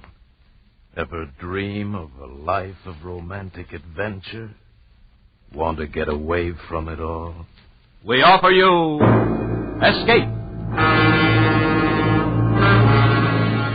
Escape, designed to free you from the four walls of today for a half hour of high adventure. It all started on the bus just outside of Dallas.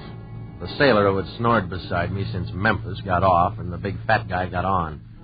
He overflowed into my half of the seat, and for sound effect, he ate one apple after another. He must have bought them by the sacks.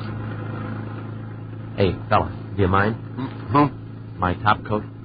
Oh. I'd like to have it pressed, but I prefer a tailor to do it. No. I pulled the coat out from under him. He'd smashed my carton of cigarettes almost flat. From then on, I held the coat in my lap. In my mind, he was symbolic of everything connected with this trip and with my life. Second-rate, middle class, mediocre. I was on my way to Hollywood. Yeah, I'm an actor. Under personal contract to Henry Slafta, a big director. Oh, it sounds impressive, but it isn't. It's one of those insignificant stock contracts with short options and shorter dough. I should have turned it down, but I was flat broke, on my heels. That's why, when I found the money, I did what I did. Okay, folks, we're stopping here for 15 minutes. Another stop, chance to stretch. Well, I had a cup of coffee and a spud nut in the depot, and I was starting back to the bus when I saw him, my apple-chewing friend. Two men with cop written all over them were leading him out of the bus. It was a pinch. I wondered why they'd picked him up. I really didn't care why they took him as long as he didn't come back. Now I had the seat to myself. But he'd done me a final courtesy. He'd knocked my top coat onto the floor and walked on it. Okay, everybody on, let's go. From then on into El Paso, he was the topic of conversation. He didn't look like a criminal to me. My dear, didn't you hear what the bus driver said? The man's a counterfeiter, one of the smartest ones in the country. The police have been after him for ages. Counterfeiter? How exciting. I must get off at El Paso and send a postcard back to Man. Won't you be thrilled for me? Counterfeiter. Well, that's the last thing I would have pegged him for.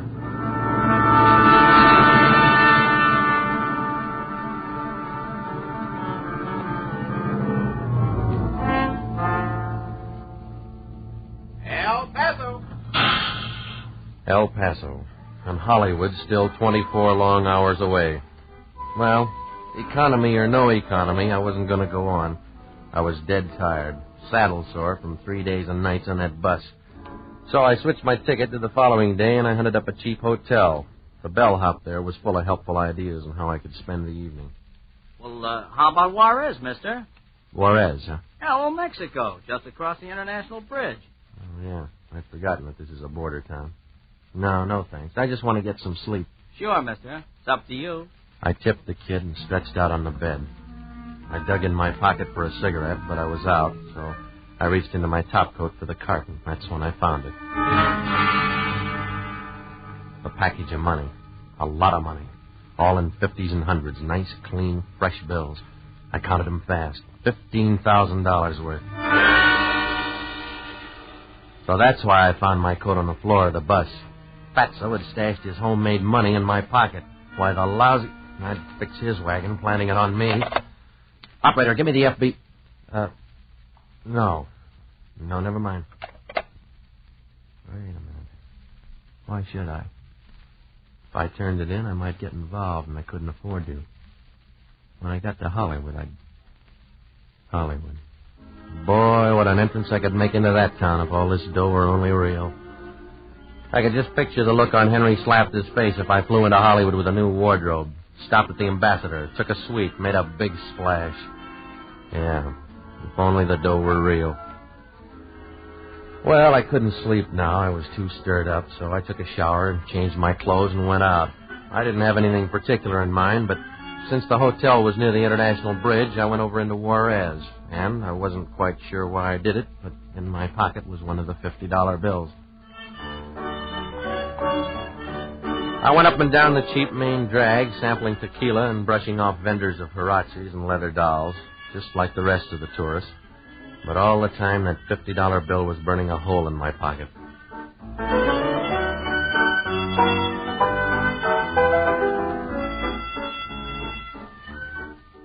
It was in a small bar, a crummy place called El Serape, that I finally took a chance.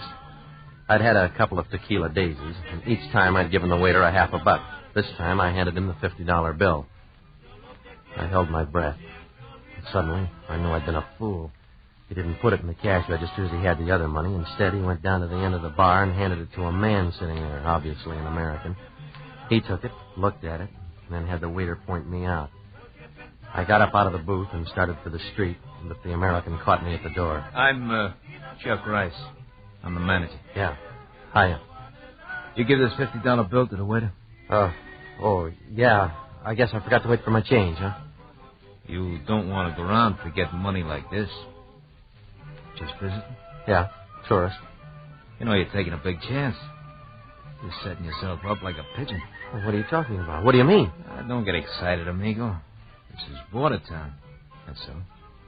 The wrong people might get the idea that you're carrying more bills like this. Yeah, well, I'm not. Yeah, sure. But if you were, I could put you in touch with most anything. Maybe a little gambling. We could fix you up with a little games. Anything you want to buy, I can get it for you. No, I don't want to buy anything. But suppose I wanted to sell something. Sell? Mm-hmm. That's a little tougher. I'd have to see a sample. You got it, mister, right there in your hand. I was taking a crazy chance, but I'd kicked around Broadway long enough to know a contact man when I run into one, and Chuck Rice was definitely shady.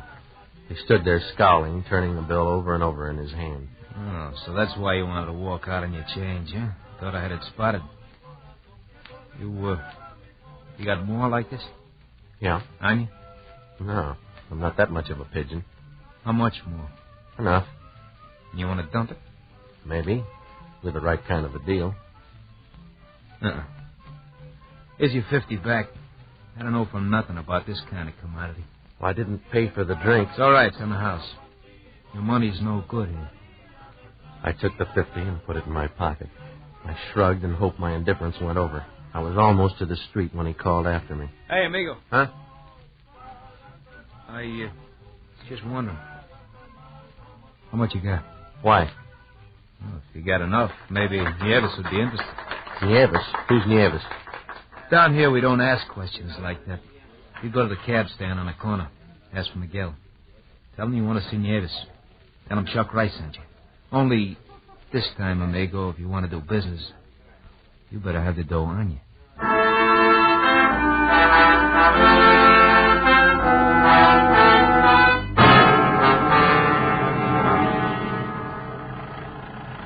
Miguel.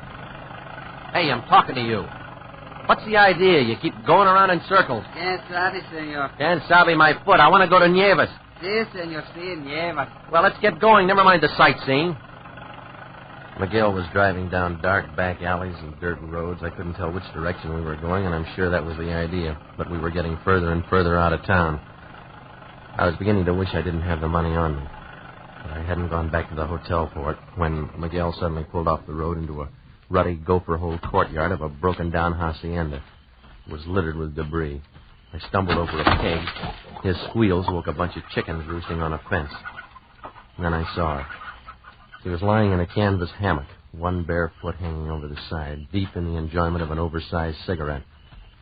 She seemed to sleep, except for the rhythmic puffs of smoke. She never opened her eyes all the time I was there. Nieves? Si. Chuck Rice sent me. He thought we might be able to work out a deal. I got some money. I want to sell it. Chuck Rice said that you might handle it. You hear me? Si. I got $15,000 American in 50s and 100s. How much you want? What'll you give me? How much? Well, I figure 5,000 would be fair. No touch. What? If that's all you want, I no touch. Why? Too hot. Well, if you think it's worth more... No touch. Okay, no touch. Come on, Miguel. Si, senor. Senor. Yeah. O'Toole. How was that? O'Toole, maybe he buy. O'Toole? Where's O'Toole? Miguel, no. Si, senor. Come, I will take you. Well, your English is improving, Miguel. Maybe your sense of direction will improve, too.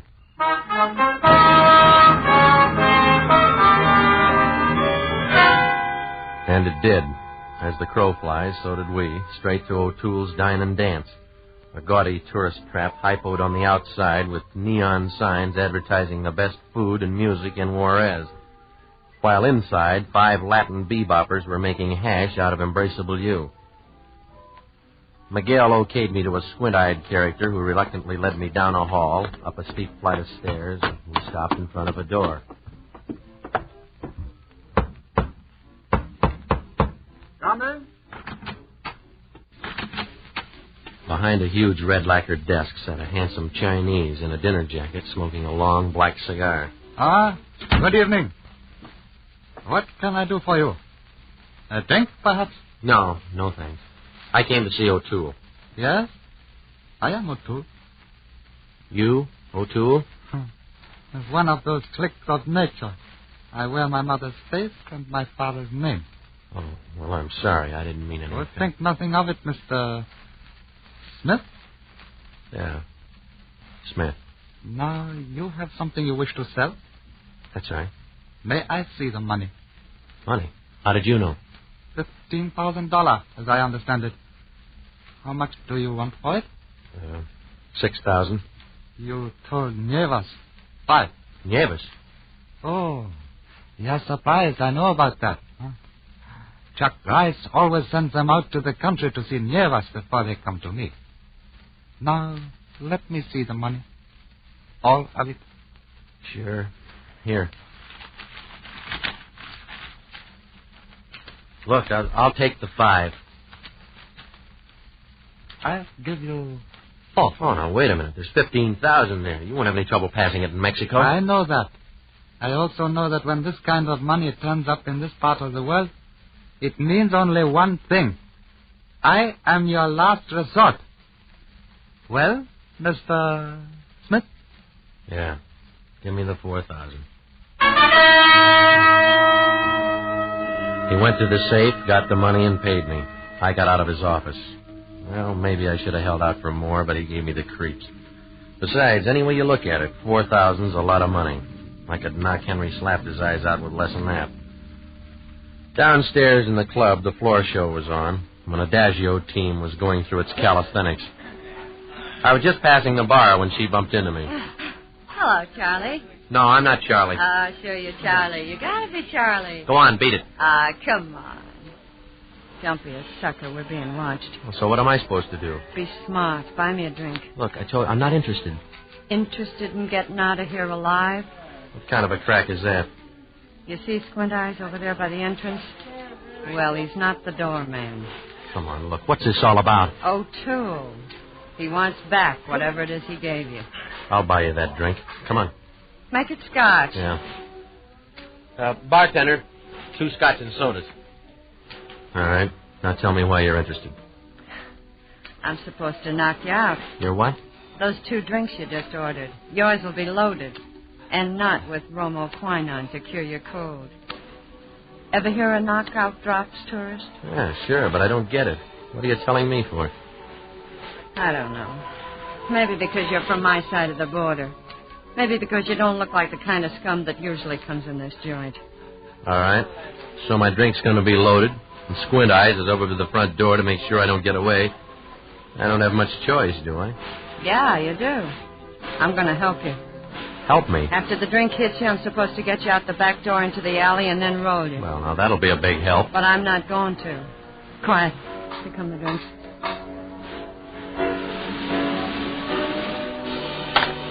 All right, what do I do now? When I reach around you for the ashtray, they won't be able to see you. Switch the drinks. You drink mine. Yeah, but how about you? you? They don't expect me to drink it. Yeah, but you... Now, switch them. Get it down. Drink it.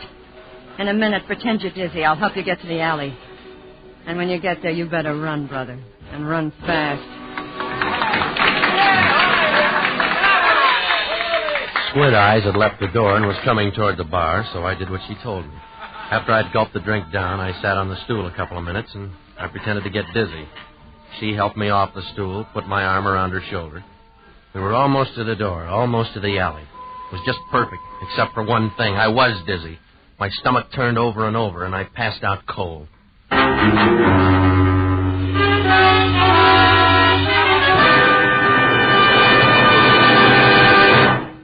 In just a moment, we will continue with Escape. But first, a lot's been said about the Sunday night entertainment on CBS, and rightly so. But take a look down the CBS listings during the entire week, and you'll find there's no let-up in the parade of all-star shows. Tomorrow, Wednesday night, and every Wednesday night, Bing Crosby, Groucho Marx, Burns and Allen, and Gene Hirschholt as the beloved Dr. Christian are heard on most of these same CBS stations. Dick Haymes and the Andrews Sisters, Jack Smith and Dinah Shore are also on hand in their early evening quarter-hour programs. Make a habit of listening to CBS all through the week. And now we return you to the second act of Escape.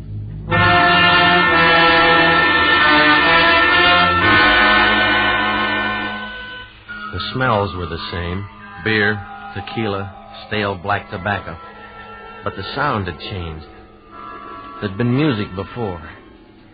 My stomach burned and my head throbbed, and somebody was lying across me. I raised up, tried to focus my eyes, but I couldn't.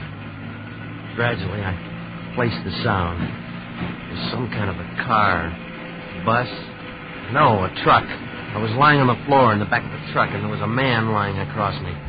From the stench of him, he must have been drunk for a week, but from the inert way he lay, he could have been dead. I pushed him off and shook him. Hey.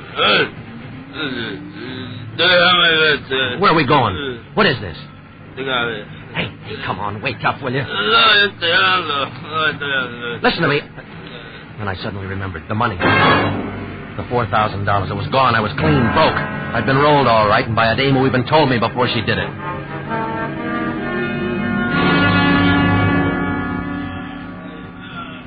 Then I saw the rest of them. The truck was a big van, and it was loaded, packed with the dregs of border town, a sodden human cargo. All of them filthy, bleary-eyed. But one of them looked awake and reasonably sober. Hey, you over there. You speak English? Si, senor. Well, what happened? What are we doing here? Oh, we all fall drunk, senor. Oh, it's no good to fall drunk. Oh, you go to Hensler's. Hensler's? Sí. What are you talking about? Oh, caray. No es bueno. Oh, I have been there before. I should know not to fall drunk. Oh, 1 whole month I have been there. Ese lugar es muy feo. Oh. You've been where before? Where are they taking us? Tell me. To Hensler's. Oh, he's a very bad man. Hensler's? Well, who's Hensler? Oh, you're going to see, senor. You will see. That's all I could get out of him. We were going to Hensler's, and it wouldn't be good. And it sounded like I was about to find out. All right, you guys. Come on. The party's over. Hey, Miller. Move these crips along.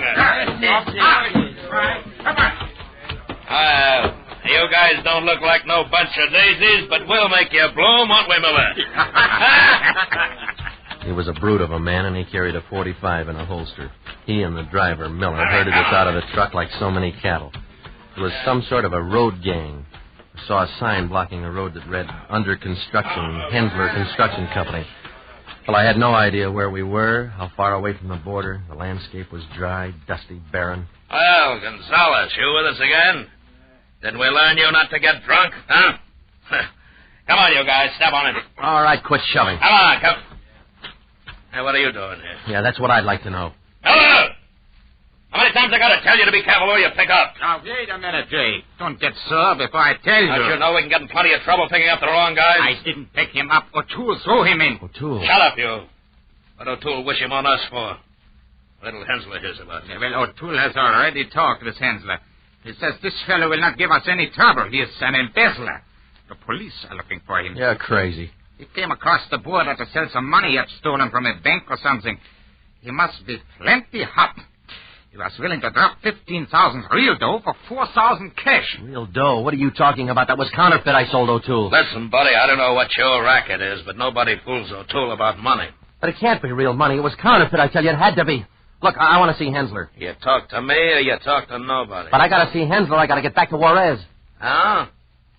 Did you hear that, Miller? He's got to get back to Juarez. All right, look, you can't push me around. I'm an American. Oh, he's an American. Well, send this to your congressman. Okay, American. Get on your feet.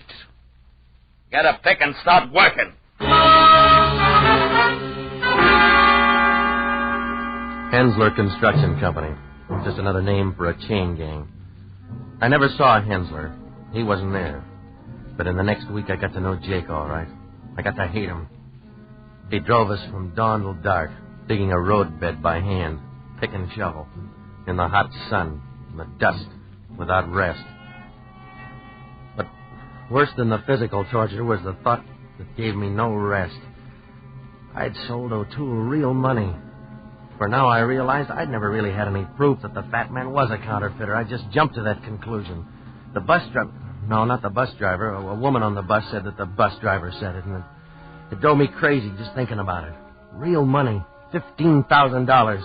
I'd had it in my hand, and I'd thrown it away.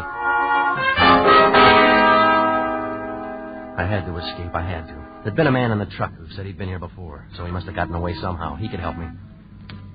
You're the man that was here before? I am Gonzalez. All right, you got away the other time, didn't you? I see. But I am back. And this time I don't try to go. Well, how did you go? How'd you get out? Well, there is a highway. There is? Where? 4 miles, 5 miles. Many cars pass there. Just 4 or 5 miles. That's nothing. Oh. Maybe it sounds nothing to you, senor. But those are bad miles to go. Ooh, caray.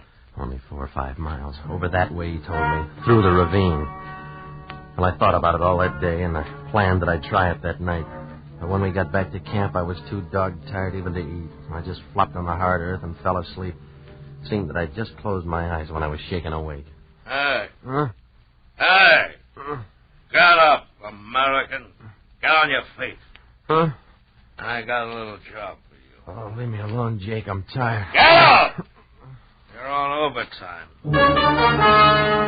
He was murderously drunk. He had a bottle of whiskey in one hand and his .45 in the other. So I got up off the ground. All around me, the men were sleeping. If they heard him, they didn't pay any attention. He marched me down to the road bed and threw a pick at me. There. Now start digging. But it's the middle of the night. Look, I'm dead. You gotta finish the road. Start digging, I said. What are you picking on me for, Jake? Why me? You're gonna start digging, or I start shooting. So I dug. I dug till my hands were bleeding and my lungs were scalded with the effort of breathing. He sat alongside the road, knocking out that trip of whiskey and riding me every time I faltered. He was just mean drunk enough to kill me if I stopped. So I dug and I dug. Finally, I couldn't go on anymore. I was too tired to care. I dropped the pick and fell onto the road. My face was in the dirt. I lay there, panting, waiting for the bullet. When it didn't come, I turned my head, and what I saw gave me new life. Jake was sprawled out, dead drunk, and the .45 had slipped from his hand onto the ground. It was my chance. I hardly had enough strength left to move, but I knew if I didn't go then, it'd be too late. I'd never get away. I crawled over to him, and I got the gun, and somehow I got down the road and through that ravine, stumbled and crawled those hideous miles to the highway. And then I heard it, way down the road. It was a car. I ran out like a madman and flagged it down. Monday, Usted? Give me a ride, will you? Oh, you're an American, huh? Going back to the States? Yeah. Well, hop in.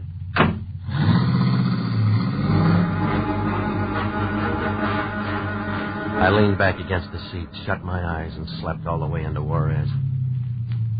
Well, here you are. You said O'Toole's dine and dance. Sure I can't wait for you? No, thanks just the same, but I got some business to take care of.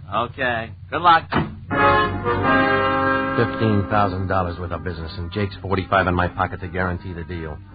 I went around to that back door and slipped in quietly, and then crept down the hall and up the stairs that Squint Eyes had led me before. This time I entered O'Toole's office without knocking. Hello, O'Toole. Oh, I didn't expect you back so soon. Sit down. Can I get you something? Yeah, you can. $15,000. Afraid I don't understand. We made a deal. Why didn't you tell me the money was real, not counterfeit, huh? Well, you seem to know what you were doing, and remember, you placed the value on the money. I did not. Yeah, well, I've just revalued it. I want it back, all of it. We made a deal and I paid you, and I'm through with you. And you rolled me.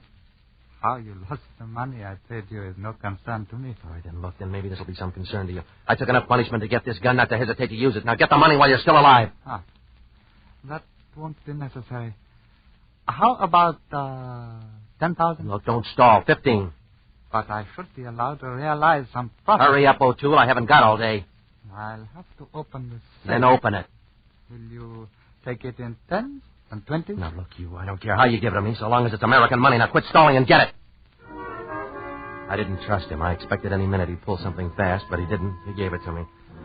I never realized before the power of a gun. It makes short men tall and tall men strong. Here you are. Thanks.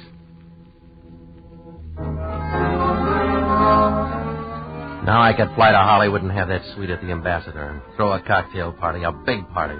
I'd show 'em. First, I stopped at the best men's shop in Juarez and got myself outfitted. An important English tweed suit, cashmere top coat, couple of dozen shirts. I threw away my old clothes. There will be something else, senor. I'll take that alligator suitcase, too. Si, senor, but you must remember when you go through customs, you must declare the clothes you are wearing. I have to report this. Oh, sure, don't worry. And these neckties? Si, senor. I paid him. It was more than I'd spent on clothes in 10 years. I put $500 in my wallet and stashed the rest of the money away in my suitcase. Then I went to the American Club for a good dinner. Now I was all set to make my entrance. All I needed was a plane reservation for Hollywood. I was just going through customs when he ran up. That is the man. Stop him. It was the clerk from the men's shop, gesturing wildly. The customs official listened, and then he came back to me. I'm sorry, sir, but I have to detain you. What? Your wallet, if you please. Oh, wait, I didn't buy the wallet from him. If you please, sir, give it to me. Okay, but it's just an American Hickok wallet, I tell you. I'm not interested in the wallet itself, sir. Now we shall see. There. You see? Did I not tell you? Look, all of it. What are you guys doing with my money? You admit this is your money, mister? Of course it is. And I'm sorry, you'll have to come with me. Why? Because, mister, all the money in your wallet is counterfeit.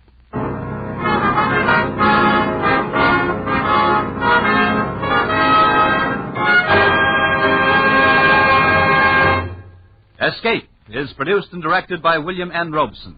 Tonight we have presented Border Town by John and Gwen Bagney. Featured in the cast were Jack Webb as Evan, Bill Conrad as Jake, Ben Wright as O'Toole, Tony Barrett as Rice, and Jeanette Nolan as Nieves. Also heard were Ted DeCosia, Paul Frees, V. Venederet, Jerry Hausner, and Harry Bartell. Special music was arranged and conducted by Del Castillo. Next week. You were on a train from Rajahore to Calcutta. With you is a fabulous jewel, the most sought-after emerald in the world, in whose depths are mirrored terror and violence. And for you, there is no escape.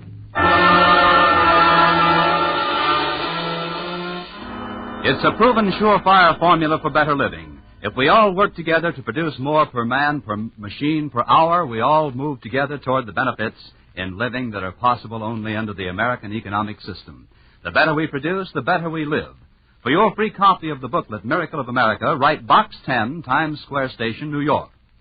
Stay tuned now for Hit the Jackpot, which follows immediately over most of these stations. This is CBS, the Columbia Broadcasting System.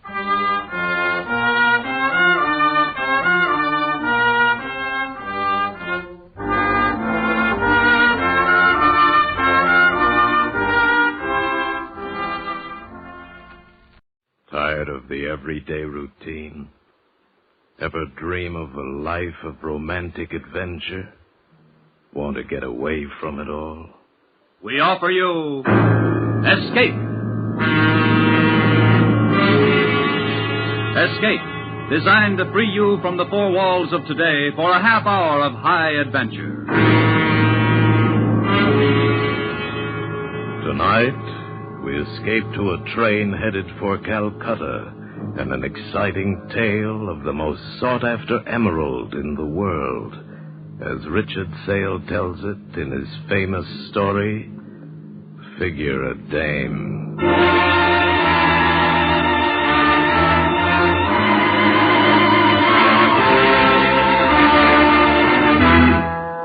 You do it. You figure a dame. Take this Mrs. Arthur Bankner, whose body I'm hired to guard. A widow woman who wanted a piece of green ice so bad she came halfway across the world to this Raj Johor, this whistle stop in the middle of India. And then to the winter palace of a character named Samurai Dal. Him in his English jodhpur, his jeweled silk turban, his eyes like hard pennies. Him I didn't like. The star of Kilimanjaro. It has finally brought you to me. What, Mrs. Bankner? Oh, yes, Samurai Dal. Is that how I call you, or is it Mr. Dal? However you call me, madame, will be satisfactory when you pay me the $150,000 we agreed upon. American dollars. Give him the money, Joe. I can't wait any longer.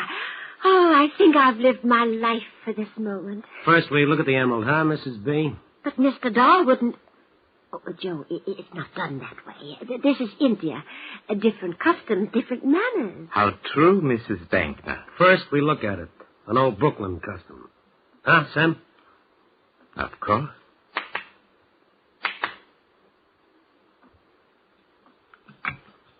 Samurai Dal. The emerald. The star of Kilimanjaro. Fetch it, girl. At once, Samurai Dal. Goes good with you, huh, Sam? Dancing girls with bells on their toes? It's only adequate. I neglected to ask you this, Mrs. Bankner. Forgive me, but just who is this creature? Joe? Oh, he's not a creature, Mr. Dahl. He's... well, for one thing, he's a detective for the Magnum Insurance Company. That explains a great deal. You see, Mr. Dahl, Joe, Mr. Harriman here, recovered some jewelry I lost in Paris. Oh, I was so impressed with him. I mean with how efficient he was. And she means she persuaded Magnum to let me come along on this little buying trip for protection. Magnum thought it was a good idea, too. Now you know who the creature is. Now everything's gay, huh, Sam? Samurai Dal. Thank you. You may go back, girl, to whatever child's game you are playing. I could weep at having to part with this. Here, the star of Kilimanjaro. Oh, Joe, look at it, look. Oh, all my life, many, many jewels, but, oh, none like this. Yeah. It's something. It'll do. Oh. You are satisfied, Joe? Yeah. And you, Mrs. Bankner, it satisfies you? Oh, yes. Then it remains only for me to be satisfied. Give him the money, Joe. Give it to him. Yeah, okay. Okay, here, Sam. You can count it if you want to. I want to. Oh, exquisite money. Good. Oh, Mrs. Bankner. Yes. If by some grave misfortune you should lose the star of Kilimanjaro, or more exactly it be stolen from you, then please to refer the thief to me. I shall be happy to buy it back from him at a good price.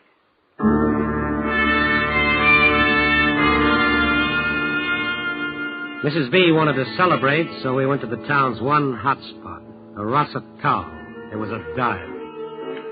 And the props hadn't changed from Flatbush. Smoke, Oriental cigarette type, bartender, Oriental type, dames, any type. Complete with Lend-Lease jazz band, the joint was a shore-leave paradise with one great big advantage. No local ordinances. You name it, you can have it. I'll have another swizzle, Joe. Finish the drink you've got, and we'll see. Oh, Joe, you don't have to be so solicitous. Oh, I've got the star of Kilimanjaro. I've got it, Joe, and we're celebrating, remember? Come on now, dance with me. Joe, what are you staring at? Joe. Her. Who, Joe? That girl over there, the one against the bar. She looks like an American, that one. Yeah. She's lovely. I only say that because she is. Now, you've looked at her, Joe. Now look back at me. You know what? I've seen her before. Flatbush. Here, in India. A couple of times before. I look up, and there she is, leaning against a bar, or watching the same rope trick, or being a part of the same crowd as me. She's following you, Joe, to the ends of the earth. And I bet her resistance is getting lower from bar to bar. Following me, yeah. I heard you say something about dancing, lady. Well, no. They're arresting you from the poop deck, sailor boy. Beat it. Oh, Joe, at least buy him a drink. Buy him nothing. Go on, sailor, make an exit while the house is still with you. I was saying to you, lady, I heard you want to dance. This guy with you ain't made a move. Now, what would you have done? Tell me. Me? I'd dance. Yeah, you would.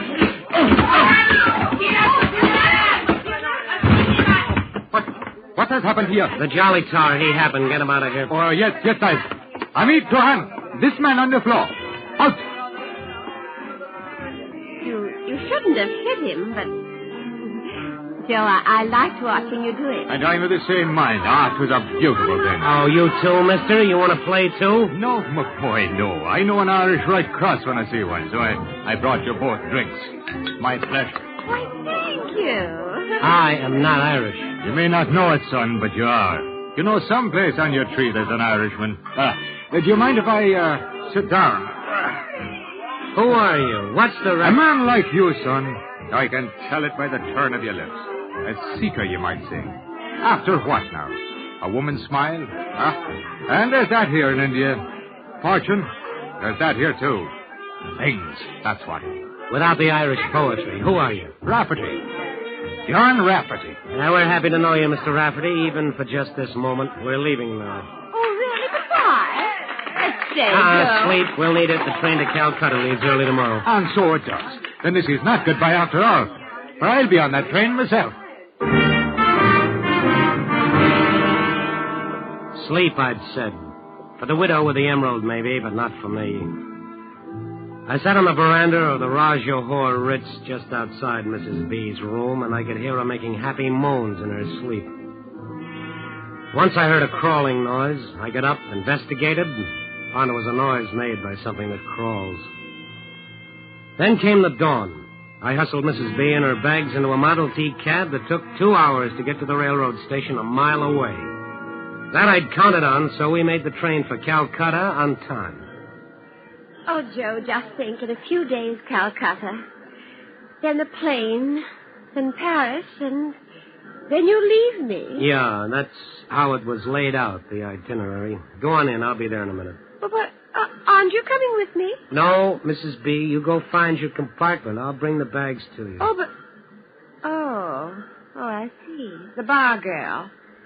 That's who it is, isn't it, Joe? Coming this way. That's who it is, Mrs. B. You won't want to be here when I talk to her, huh, Mrs. B? No, but don't talk long, Joe. It's me that's paying you, remember? So Mrs. B was on her way to her compartment. The star of Kilimanjaro and a little pouch with gold strings around her neck and inside her dress. This was the last lap.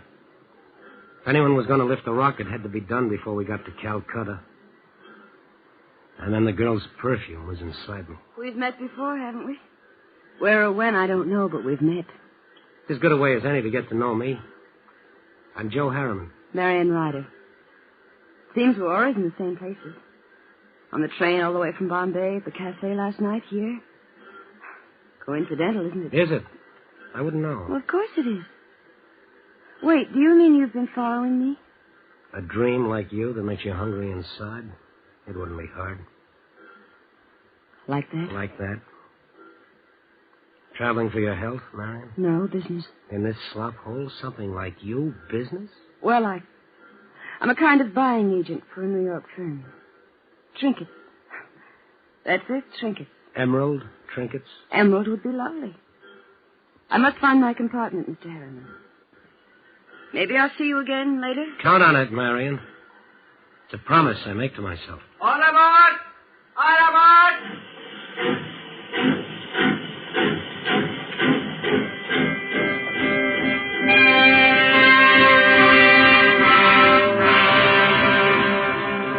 I didn't see her again until later.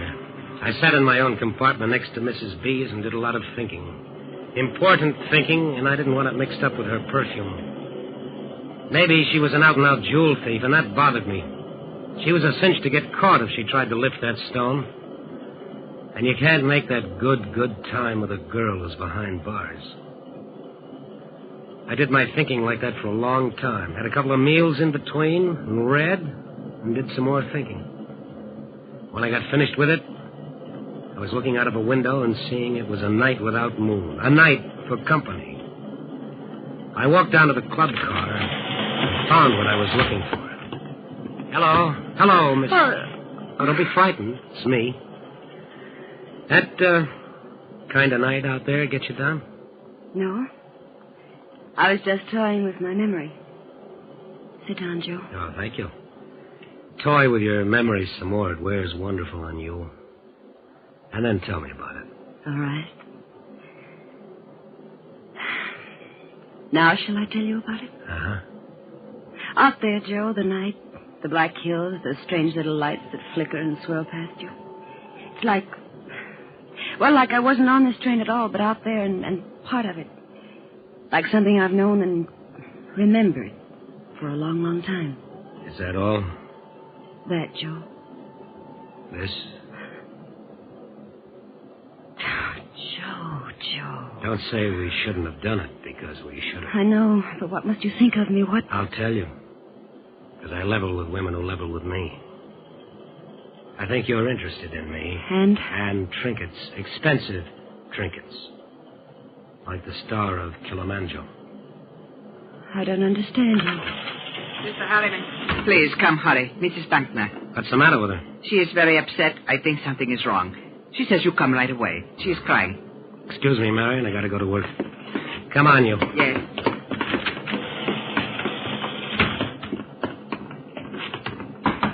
Mrs. B. Mrs. B, something wrong? Oh, Joe, I had a nightmare and I woke up. I was so frightened. No. All right, conductor, thank you. You can go now. Yes, sir? I called for you when I woke up, but you weren't there. Oh, Joe. Sit here and put your arms around me. Oh, Joe, hold me tight. Yeah. Oh, it's better like this. You close to me like this. Uh-huh. Oh, look at me, Joe. What do you see? You're so helpless I could kiss you. Try me, Joe. Yeah. Joe, you're hurting me. Joe, what? No! Her throat was soft against my hands.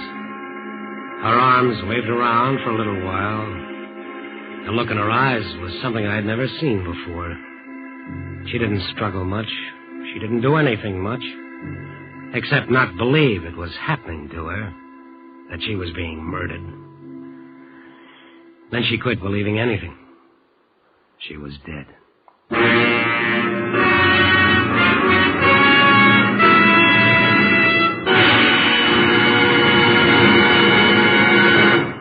In just a moment, we will continue with Escape.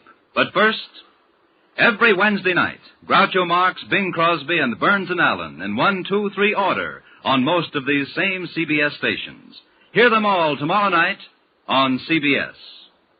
And now we return you to the second act of Escape.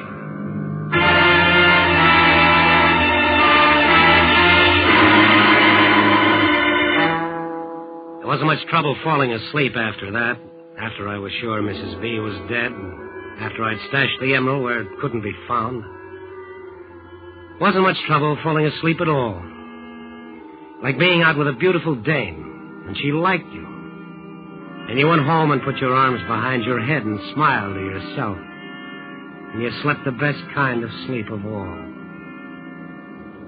It got to be 8 o'clock in the morning, and that was all right, too. Because there I was having breakfast in the diner with another promise I'd made to myself. Her name was Marion Ryder. And she poured my coffee for me. I've been thinking, Joe. Uh-huh. I've been thinking it was wrong what we did last night. I'll tell you why it wasn't, Marion. You want to hear? Just don't lie to me. I'm crazy about you. See, I don't even have to look down into my coffee cup when I say it, like you're doing. I'm sorry. Just that... Wait a minute, honey. Conductor. Hey, come here a minute, you. Yes? What is it you wish, sir? I wish this. I wish that you would go down to Mrs. Bankner's compartment and wake her up. Tell her this mush you waiters serve for breakfast is lousy, but tell her she's got to get some food in her. Yes, sir. Well, don't just stand there. I wish it, so do it. Yes, sir. Right away, sir. Joe. What are we saying, honey? Don't call me honey. Why not? It's a word I don't care for. Just don't do it. Yeah. No class, huh? Sure, wait till we get to Calcutta. I'll find the words that'll fit. Joe, leave me alone now. But... Calcutta is only a few hours away, Joe. Sure, I know about dames, Marion. They need thinking time to make everything right with themselves. Sure. I'll see you later. Morning, my boy. Morning to you. Morning. Oh, hello, Mr. Rafferty. Have you had your breakfast yet? Yes, don't remind me of it. Oh, you come along and have a coffee with me, then. Thank you, but, no. Oh, by the way, my boy, Mrs. Bankner. What about her? Well, nothing about her, but I'm in the next compartment to hers, and I heard the conductor knocking on the compartment door just now, and she doesn't seem to answer. Oh, she sleeps heavy. Oh, well, she's lucky. Well, I'll see you later. Yeah. Mrs. Bankner? Breakfast, Mrs. Bankner? What's the matter, conductor? She doesn't answer. I've been knocking. Oh, yes, sometimes she does that. Have you got a key to the door? Yes, but... Open it. Very well. Holy. Something is... Yes, something is all right. Come on in. Close that door. Look at her, will you? Something is... You said that. She's dead. I'll tell you something else. The lady's been murdered. You said... I said murdered. Look at the marks on her throat. Strangled. Sir, her hand. Please, she is holding something in her hand. Oh, yeah. Yeah, she is at that. A button. Perhaps the man who did this thing to her. His button. That's a real good, perhaps. Come on. Not a word about Mrs. Bankner to anybody, you understand? Yes, but... I'm a detective. I know about these things. Not a word. Come on. When do we get to Calcutta? In 3 hours, noon. First stops are for water. A 5-minute stop at a village, Mipirai, then Calcutta. As soon as we get there, telegraph to Calcutta to the police. Tell them what's happened. And that's all. You understand? Yes. Well, now we go in here. In here. But this is Mr. Rafferty's compartment. Yes, the guy who did it. Close the door. I think he got what he was after from Mrs. Bankner. Maybe we'll find it. There will be trouble. You are searching his things. I told you I'm a detective. I know how to operate. Now, let's try this closet. Let me see. Nothing here. But the button... I'll give it to you. I'll turn it over to the British police when we get to Calcutta. Here, take it. Yes. But the button in Mrs. Bankner's hand was brown. Gray. Can't you see the button is gray? Take it. We stood there staring at each other for maybe a minute, and then his eyes eased off mine. He made a kind of sloppy salute. He turned, went down the train corridor to wherever it is conductors hold their heads in their hands. It had been awful close, awful tight. Tearing a gray button off Rafferty's coat while I searched it and palming the button off on the conductor, that was a little task that took delicacy and timing. So I'm delicate with my fingers, and my sense of timing is perfect, and I'm sure of myself. And that adds up to a win. When we hit the water stop, I got off to stretch my legs, to let myself breathe the fresh air so it would cool me off inside. The little guy running like a monkey on top of the water tank looked neat and clean in his white diaper and green turban. The hills covered with snow looked good, far away, but good. And then an Irish mosquito buzzed in my ear. It's a lovely panorama, those hills. Lovely. It's like music. Flutes and bells and a flight of birds. Yeah, they're like that. I don't know the words to the music, but they're like that. It's a pity Mrs. Bankner isn't here to enjoy them with you. What about Mrs. Bankner? What about Mrs. Bankner? Well, why, she's dead. Murdered. Surely you knew that, my boy. How did you find out about it? Oh, you know how it is on a train. Things get themselves whispered about. How did you find out? Now, easy, boy, easy. You're a fiery one, are you not? It's only that I saw the conductor looking sad, and me being a kind of friendly human being, and smart enough to know conductors know things, I asked him why he was sad. Asked him in a way that made it easy for him to answer. Quicker, Rafferty. Get to it quicker. Well, he told me that you told him not to say a word about the murder. And I said, who's murdered? And then he says, Mrs. Bankner's, and I said, oh. And he said he'd be disgraced because it happened on his train. What else, Rafferty? And the matter of the button was deeply puzzling to him. Button? Yes, the button. Now, isn't that a queer thing to be puzzling to him? Him with a murder on his hands.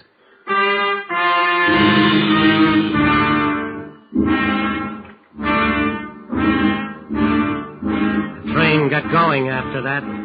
Me too. My brain, that is. Things going around in my brain. Everything I've mixed up with that crummy little button and that crummy little conductor. Imagine a guy so scared he had to shoot his mouth off like that and shoot it off to Rafferty, of all people. Conductor needs a little talking to, a finger waved under his nose. The way it happened, I was standing on the observation platform by myself, and he came right up to me. Mr. Harriman? I beg your pardon, Mr. Harriman. Yeah? I beg your pardon, Mr. Harriman, but lunch is being served in the diner. An early lunch. We shall be in Calcutta in an hour. Come here, you. I beg your pardon. I said come here. You wish it? Uh-huh. You know something? You look worried. Because I am. Why? This whole affair. The murder and the... Button? That, sir. And the other thing. You say Mr. Rafferty is the murderer. I told you not to talk to him. I told him hardly anything. I didn't tell him he was suspect. Oh, it's good you didn't. Real good for you didn't. Just let Rafferty coast, you understand? Then when we get to Calcutta, the police will arrest him because you've got the evidence. The button. I've got it. Only... Only what? Only I thought it was brown. You did, huh? It was brown. You're sure of it? It was brown. When it was in Mrs. Bankner's hand, it was brown. When you gave it to me in Mr. Rafferty's compartment, it was gray. See, I have it here. It is gray. Yeah, I'll take it. Sir? Give it to me. Thank you. Now, you know what? It was brown. Yeah, it was. But I'm saying something. I'm saying, you know what? Sir? I'm saying you've got to go. You really got to go. Sir, what are you doing? Right now, you got to go. It was gray. No!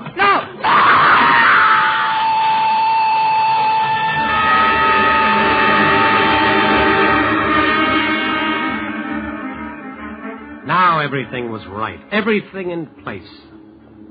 The button I had proved Rafferty the murderer of Mrs. B. The conductor, everybody would say the poor guy had a bad accident. Now all it needed was the payoff to a dream. And that would be something named Marion Ryder. Who is it? It's Joe. I'm bringing you pretty flowers. Let me in. I don't see any flowers. You will. Shut the door, Marion. All right. Keeps twisting around inside me. I love you. You can't say things like that. Stop me. Like this, Joe. Like that. One of those things. I meet you, bang. Electricity, just like that. Joe. I love you. I'd do anything for you. I never said that to a woman. Joe, before. wait. I've got to tell you something first. What's to tell me? That you're a crook? That you followed me and Mrs. B so you could lay your hands on the star of Kilimanjaro? No, Joe, wait. You're too late, kid. Mrs. B is dead, murdered. The emerald's gone. Something wrong, kid. Oh, so much. So much. Oh, nothing is wrong. Rafferty, the Irish poet, is going to take the rap for it. He was after the emerald, too, but he's not getting it. Just the gallows. That's all Rafferty Joe, gets. listen to me. Stop talking and listen. No, kid, you listen to me. I get $50,000 for it. We'll take it back to Samurai Doll and sell it to him again. $50,000, you and me. We can die from so much joy. I killed her for you. You? You killed Mrs. Bankner? You murdered her? Sure. Kid, it wasn't hard. You mean that much to me, so it wasn't hard. It was almost a pleasure. A down payment on our happiness, you might call it. Oh, you spoiled everything. Oh, Joe, you poor fool. Marion, is that right, Joe? You're such a fool. Get out of here, Rafferty. No tricks, lad. This gun I hold makes holes in people. You're people, aren't you, Joe? Or are you? What do you want here? Tell me before I go for my gun. I do foolish things like that. I don't doubt it. But first I'll tell you, lad. I know how you planted the murder on me with a button from my coat. I know where the star of Kilimanjaro is. So you're nothing but a filthy, stinking jewel thief, just like I figured. Not quite, Joe. Marion, tell him how I know these things. Tell him who I am. He's the chief of the Magnum Insurance Company agents in Bombay. Rafferty, you're crazy. No. Magnum cabled him to follow you and Mrs. Bankner to make sure the emerald got back safely. Magnum didn't trust you with a stone like that. They put another man on to make sure you wouldn't steal it. And you had to kill her. They can't prove it. I'll pin it on Rafferty, so help me. But you killed her. You just admitted it. Only to you. Your word isn't worth dust. You're a crook yourself. No. Not quite. Marion? All right, I'll tell him. Joe, I happen to be Rafferty's wife. She said it. It only took her a couple of seconds, but that's what she said. But it took a long time for the words and the sound to get to me. And you know something? Looking at her then, and watching her mouth move, she looked real sad. And suddenly real lonely. You do it. You figure it, dame.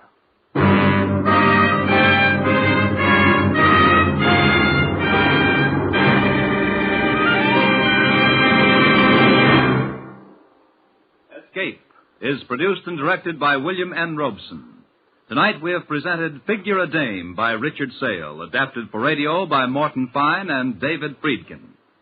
Featured in the cast were Frank Lovejoy as Joe, Joan Banks as Marion, Sarah Selby as Mrs. Bankner, and Van Wright as Rafferty. Also heard were Paul Frees, Harry Bartell, and Gary Merrill. Special music was arranged and conducted by Del Castillo. Next week. You were on a small ship off the coast of Borneo. In the waters beneath you lies a fortune in pearls, and at your side stands a man from whose murderous greed there is no escape.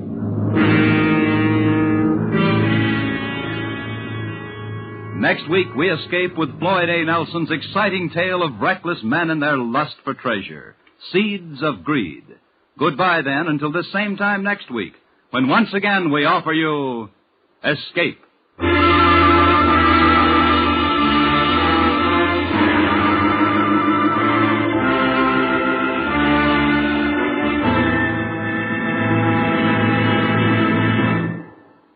It's Christmas time. Lots of mistletoe, lots of packages, lots of carols being sung.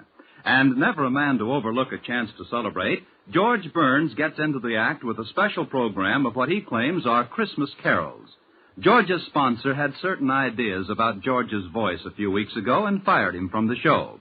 And tomorrow night, you'll learn how George's fellow singers and Christmas shoppers in general react. For one of the merriest of holiday shows, don't miss George's and Gracie's program on most of these same CBS stations this Wednesday night. Now stay tuned for Hit the Jackpot, which follows immediately over most of these same CBS stations. This is CBS, the Columbia Broadcasting System.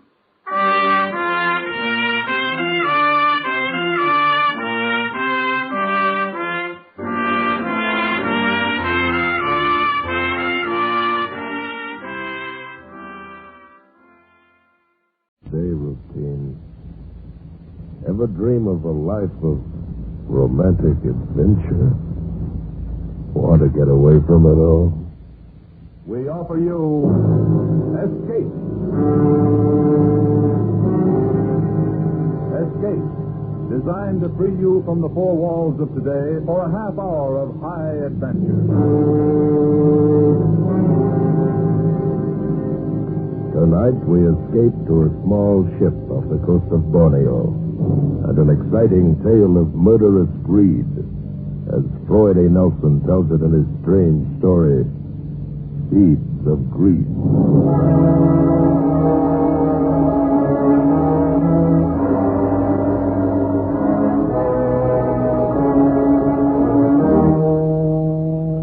This is it, the romantic South Pacific. The languid lure of the tropics. A ship at my command to take me any place I might choose. A jeweled tiara of sky above and an ocean of emerald velvet below. To my left, the languid coast of Borneo. To my right, the Sulu archipelago. Such romance, such gentleness, such maddening, unbearable gentleness.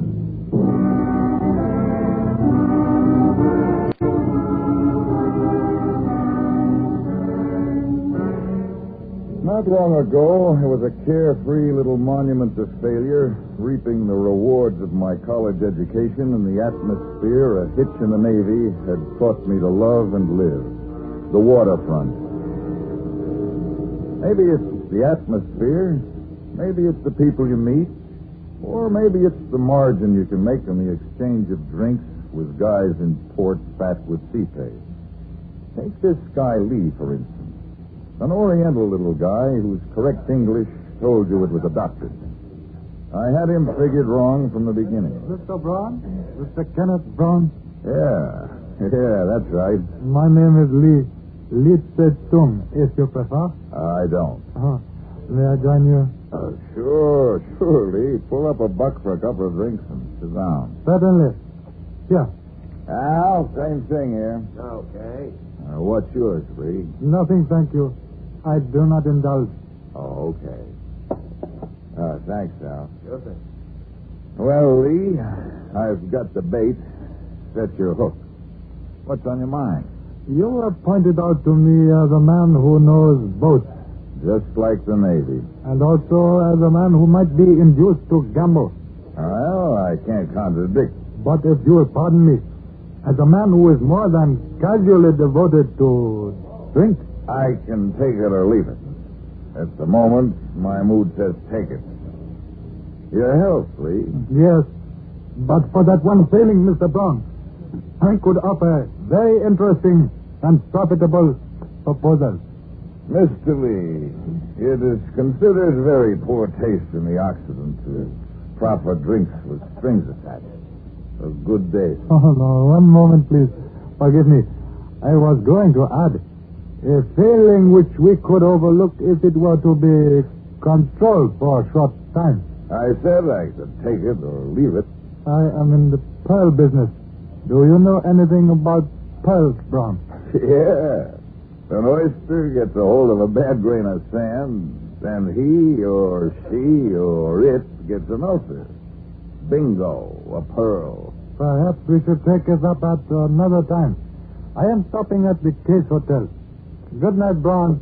And come see me if you should reconsider. Okay, Lee. But don't wait up.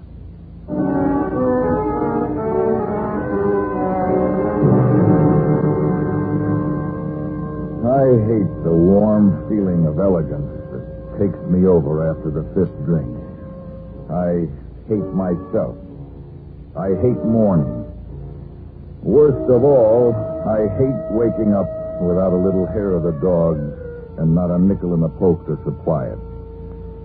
Out of the fog of remorse came a solid little Oriental face. Yeah, there's a generous soul. Pearls, he said. Well, that should be a nice, substantial little proposition. Yeah. Maybe I am ready to talk business.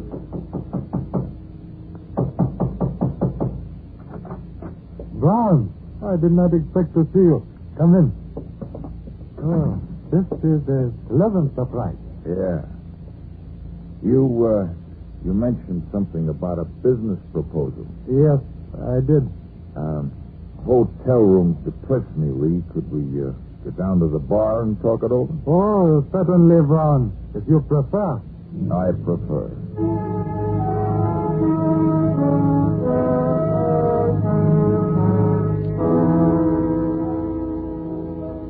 You mentioned something about the pearl business. Yes, Brown. I didn't think. That is, I thought that might have slipped your mind. Well, things aren't that bad, Lee. Tell me more. Oh, we could be very useful to each other, Brown. I have the information and the equipment. You have the experience without which the equipment is useless to me. Yeah. We can turn an enormous profit in very short time. Uh-huh. I have just completed a transaction whereby I become owner of small ship equipped with certain scientific devices for probing the ocean floor. Sonar equipment. I believe that is the name. I hate to disillusion you, Lee, but you can't bounce an echo off an oyster. It'll never work. That is not my intention. Well, then how does sonar equipment fit into the pearl business? These pearls, a great fortune in pearls, are all in one package. Ours for the taking. Salvage? Yes. I fell heir to trot upon the untimely death of a friend. On that chart is indicated the position of a vessel sunk during the war somewhere between the Sulu archipelago and the northeast coast of Borneo. Yeah.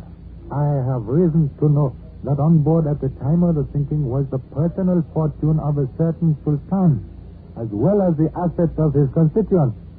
There was one survivor.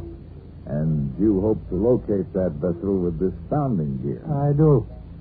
Well, what about getting the stuff up after it's located? I also have diving equipment. And you want somebody who knows how to operate the gear? Precisely. What's your deal? I am prepared to offer you 1/4 of any treasure we may locate.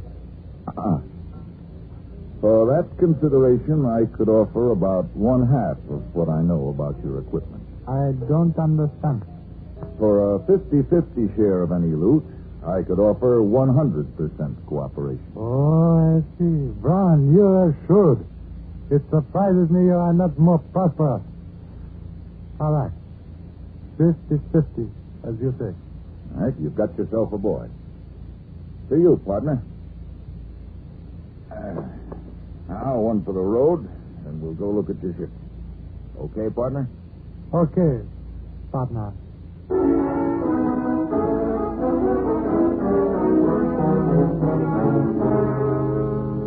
Lee's stubby forefinger pointed a great circle course across the harbor to a little tub laying with her forward quarter scraping paint against the can of her mooring. She was from the orphan fleet of sub-chasers pressed into service out of desperation during the war. About 100 feet, built to roll in a 20-foot beam. Some dreamer had her rigged for fishing. She still mounted an A-frame, outriggers, and a cargo boom aft. Lee didn't speak of her with the pride of an owner. There it is. The one with the blunt end toward us. Well, when can we go aboard? I have the papers. We can take possession immediately. What kind of shape is the power plant in? I'm really not qualified to say. I know nothing of ships. But I am sure she will need work before we... What is it you say? Cast out? Yeah. Well, give me 2 days to work over the plant, and I'll have her ship taped and shaken down. If she's standard, she's got 2 671s on the generators and 2 pancakes on the main plant. A couple of spare injectors and some baling wire will see her to Timbuktu. You will need a crew, won't you? An inexpensive crew. Yeah, a couple of hands to do the dirty work. We could get by with one if you could take a turn at the wheel. Perhaps I can learn. Yes, perhaps I can learn to drive the ship. Good. I'll line up a hand. These waterfront bars are full of guys looking for a chance to go fishing. You seem to understand what I want, Brown. I'll leave everything to you. You may reach me at my hotel. Okay. The next time you see her, she'll be overhauled, provisioned, and manned. So long, Lee. See you in 48 hours.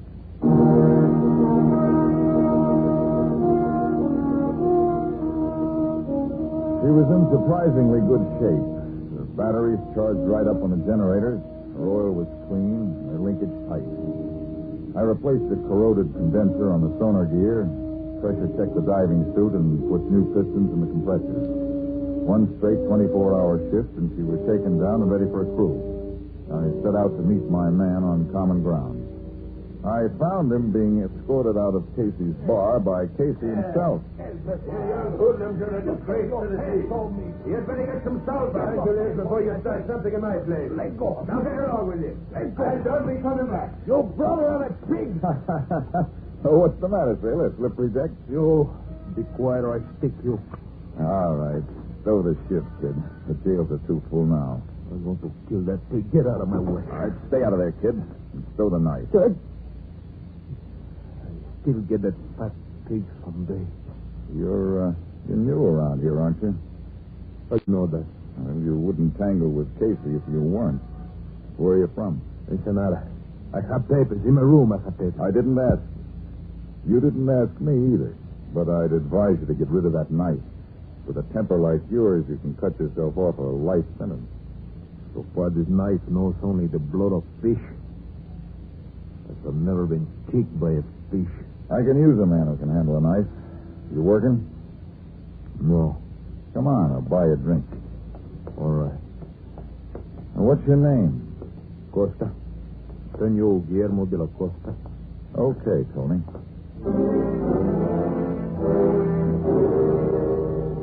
Two double shots later, I had my man. A pathetic little guy with no roots in a barren world. I set him to stowing provisions while I cleared the paper and gold braid department of the Commerce Building and picked up a couple of 100 fathoms of useless shark net to flake out for effect. Then I called Lee. He was impressed. You have accomplished a lot in very short time, Brown. You must have worked day and night. Yeah, I can sleep underway. Where is your crew? Below. He's stowing provisions in the galley. I see. Does he meet our specification? Exactly. Good back was not too much above it, except a nasty temper. Good. He thinks he's going fishing here. That explain these nets? Partly, Lee. Also, there's an unwritten law of the sea that gives fishing craft a wide berth. Clever, Brown. Very clever. Practical. Is everything in first-class condition? Everything. The diving gear is tight and the sonar readings stick right on the nose of the chart. Then we are ready to cast off? Anytime. Then let us go. Head about west-southwest, Brown. Right into the sun. Right into the sun.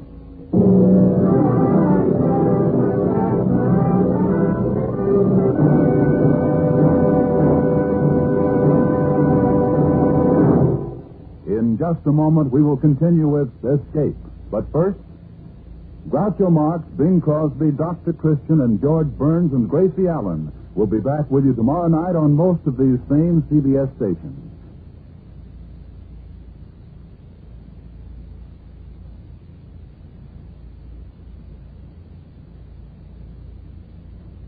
Escape.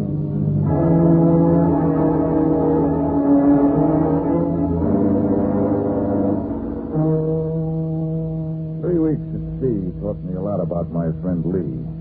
His switch from landlubber to competent mariner was too fast to be convincing. Something about the whole setup spoiled the taste of my whiskey.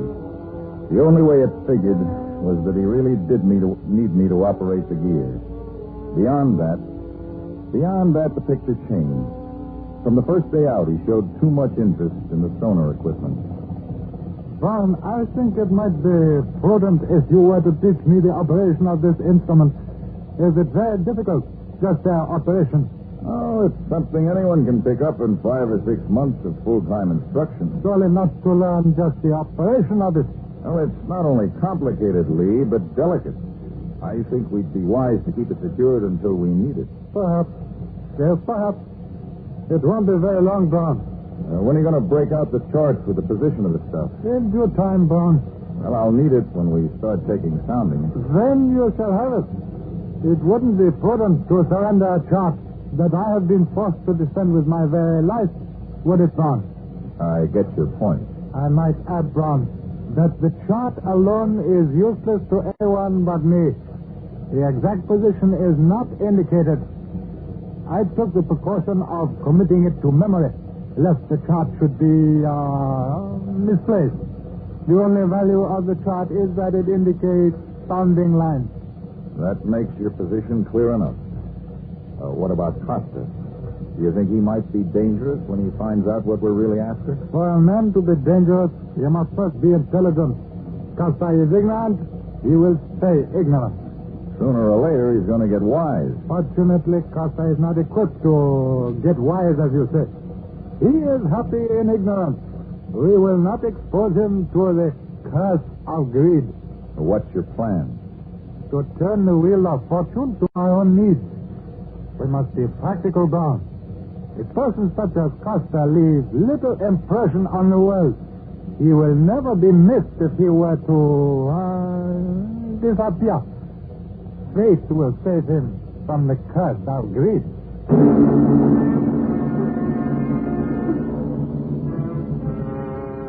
The late afternoon of the 22nd day, I saw Lee's methods put into practice. Cold, efficient, ruthless practice.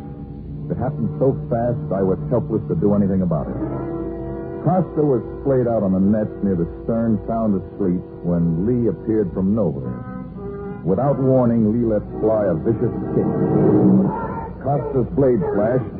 Lee stood motionless until Costa closed. Then Lee grabbed Costa's knife hand and whirled, twisting Costa's arm into a lever and using the momentum of his rush, tossed him effortlessly over the rail to disappear in the swirling wake.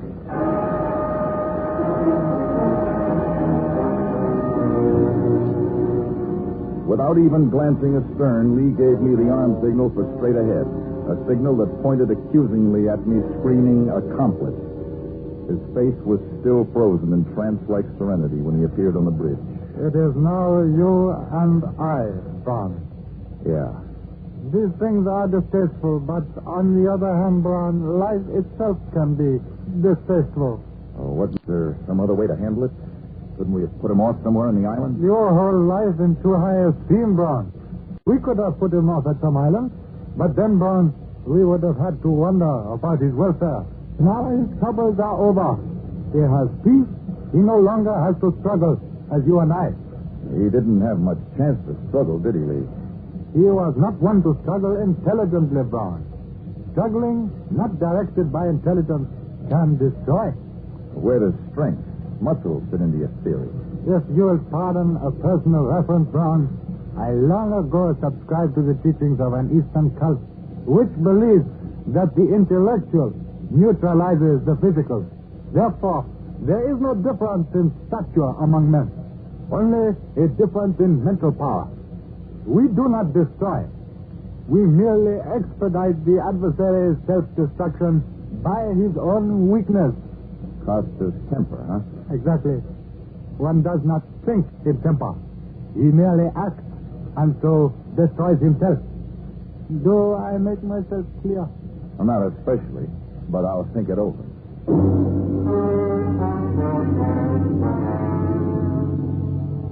Lee's insidious philosophy began to prey on my mind.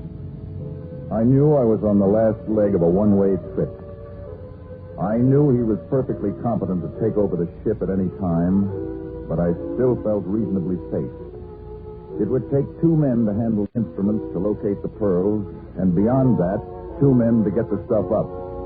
After that, I would worry about my failings and which one Lee would pick to destroy me.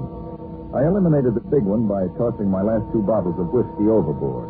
We were cruising somewhere between the lower Sulu archipelago and the northeast corner of Borneo when Lee broke out a dog-eared chart of Dutch origin. Cut it back, Braun. Now, somewhere within the radius of this circle, our fortune waits to be taken. Now, let's see. The charts indicate a sandy bottom, and that's good. The currents go southwest. He falls off the deeper water to the south. I understand the charts, Braun. Start the soundings, man. Okay, I'll start here. Get the 60-fathom line and work toward shallower water. You stand at the bow with a smoke flare. If I pick up anything, heave a flare over to mark it, okay? I prefer to stay on the bridge with you, Braun. Yeah, that way we can watch the instruments and each other. Okay, partner. I worked each depth line half a mile from the point Lee established as center, staying parallel to the soundings indicated on the chart. 3 times over the area showed nothing but a uniform bottom. Then I took a new tack. I set the wheel in a tight circle and secured it with a lanyard. I figured the current and the torque of the shaft would take it far enough off-center on each spiral that we wouldn't miss anything big enough to register. I was beginning to think in circles when the scope showed a fast drop and then wavered erratically. Lee must have read it in my face. It showed something, didn't it? We have found something, haven't we, Braun? Maybe. What are you going to do? Back it down and check it. Oh, no. Drop the anchor. We won't move. We take no chances of losing it. Drop the anchor. I settled her bow into the current, dropped the hook, and backed her down on the scope of the anchor chain until we were over the spot. Lee expertly rigged the line from the cargo boom to the cathead and hoisted the heavy diving gear out of the after hold. His expression left no question as to the division of labor. Of course, you will make the dive, Braun. Yeah. We cannot risk losing a life when 2 men are necessary to complete this mission, can we? Not your life, Lee. Yeah, I'll go down there. But just in case you have any ideas about letting my weaknesses destroy... Oh, come now, Braun. You're not falling prey to the curse of greed, are you? No. And I don't intend to fall prey to anything if I can help it. You don't have faith in me. That's right. But you must have faith in me. We must work together. Until we locate the stuff and get it up. After that, Lee, only one man is necessary. That's what worries me. Are you afraid, Braun? Does fear number among your weaknesses? Yeah, Lee, it does. I don't know how to reassure you, Braun. Do you have solution? Yeah, Lee, I do. My life is in your hands while I'm down there. Unfortunately for you, my life is the only link you have between the pearls and this ship. Only a fool would break that link, Braun.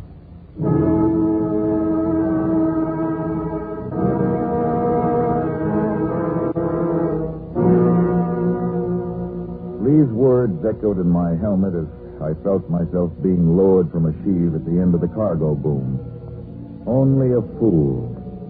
I knew that I was pitted against a ruthless maniac. That finding the pearls meant that one of us would die. Yet some power greater than reason forced me on. A power I recognized as greed. My weighted feet settled on bottom. My headlight sent a glaring shaft through the murk, serving only to blind me. Then my eyes dapped. Strange shapes darted in and out of the beams, flashing big shadows. I pivoted slowly, straining my eyes to the burning point. Suddenly, the beam stopped short and reflected upward in a blinding glare. There she lay, a slimy hulk, stern down in the sand. Her stack and superstructure eroded away, and her plates hanging scab-like from her frame. A death ship washed clean by gentle currents. I headed for the quarterdeck and leaned on the crumbling vestiges of the hatch. It fell away.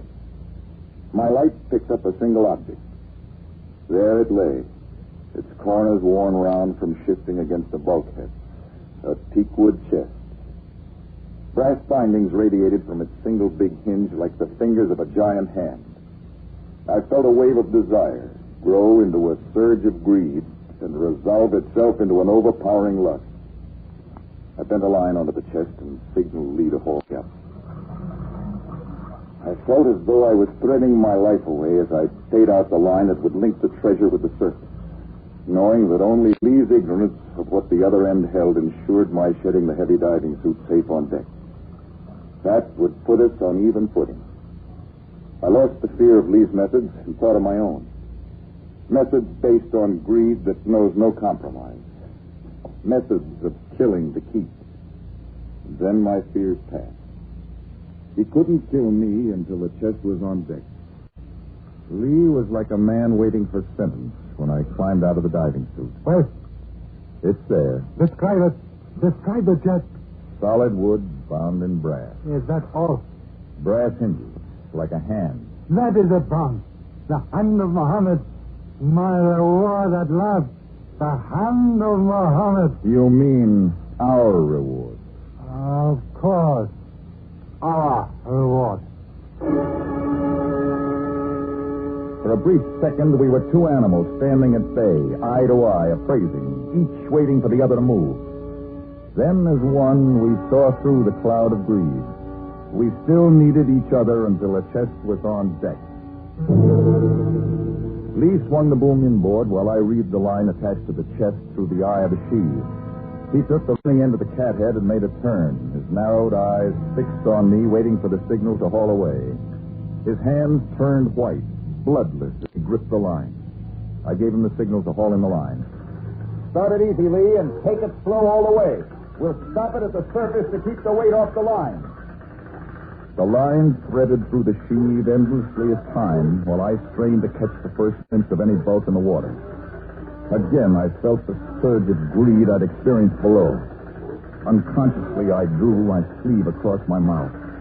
A dark and distorted mass showed beneath the surface. Slow it down, Lee. She's going. Slow it down, Lee. Slack off. You break the line. Slack off. Lee was out of control. The heavy chest lost the buoyancy of the water. The strand of the line snapped and shot a ragged end up to the block. But it was too late. The chest hit the block and the line snapped, crashing the waterlogged wood against the ragged metal of the topside. Brass fingers of the giant hand opened grotesquely, spewing a shower of tumbling beads over the surface of the water. Oh, you fool! You American fool! There they are, Lee. Look at them float down. Your little white seeds of greed. You will die. You idiot! You felt the pearls at the end of that line, Lee. They were in your greedy little hands and you couldn't let go. You couldn't slack off on the line. You couldn't let go, could you? So the hand of Mohammed sowed the ocean with little seeds of greed. You will pay, Brown. Pay with your life. Oh, all right, intelligent one. There are no odds. Pick a weakness and destroy me. Take your choice. Come on. You will die, dog. He came toward me slowly. Then he drew back, right foot poised. I was ready for it, but instead of the kick, his thumb shot out at my eyes, pushing jagged nerve ends right into my brain. Blind instinct told me to swing while I knew where he was. You'll die. Not yet, Lee. How do you like that, Lee? Stopped by a blind right fist. And this, how do you like this, Lee? How do you like my thumb? How do you like a mashing into your master's throat? You're getting weaker, Lee. Weaker. Oh, where's your mental power now, Lee? Gone, is it? Dead.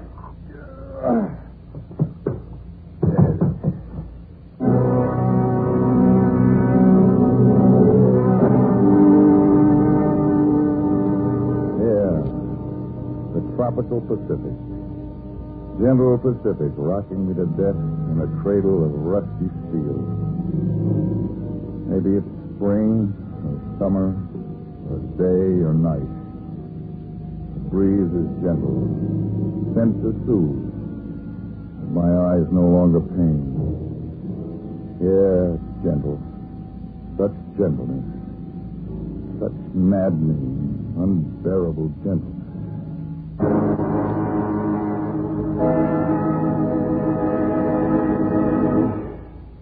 Escape is produced and directed by William N. Robeson. Tonight we have presented Seeds of Greed by Floyd A. Nelson. Featured in the cast were Gary Merrill as Brown, Ben Wright as Lee, Bill Conrad as Casey, and Tony Barrett as Costa. Special music was arranged and conducted by Del Castillo. Next week... You are sitting unarmed in an early California boomtown saloon. Across the table from you is a man who has just murdered your brother and who holds in his hand a new and terrible weapon from which there is no escape. Next week, we escape with an exciting tale of the California gold camp, as Les Crutchfield tells it in his gripping story, The Pistol. Goodbye, then, until this same time next week, when once again we offer you Escape.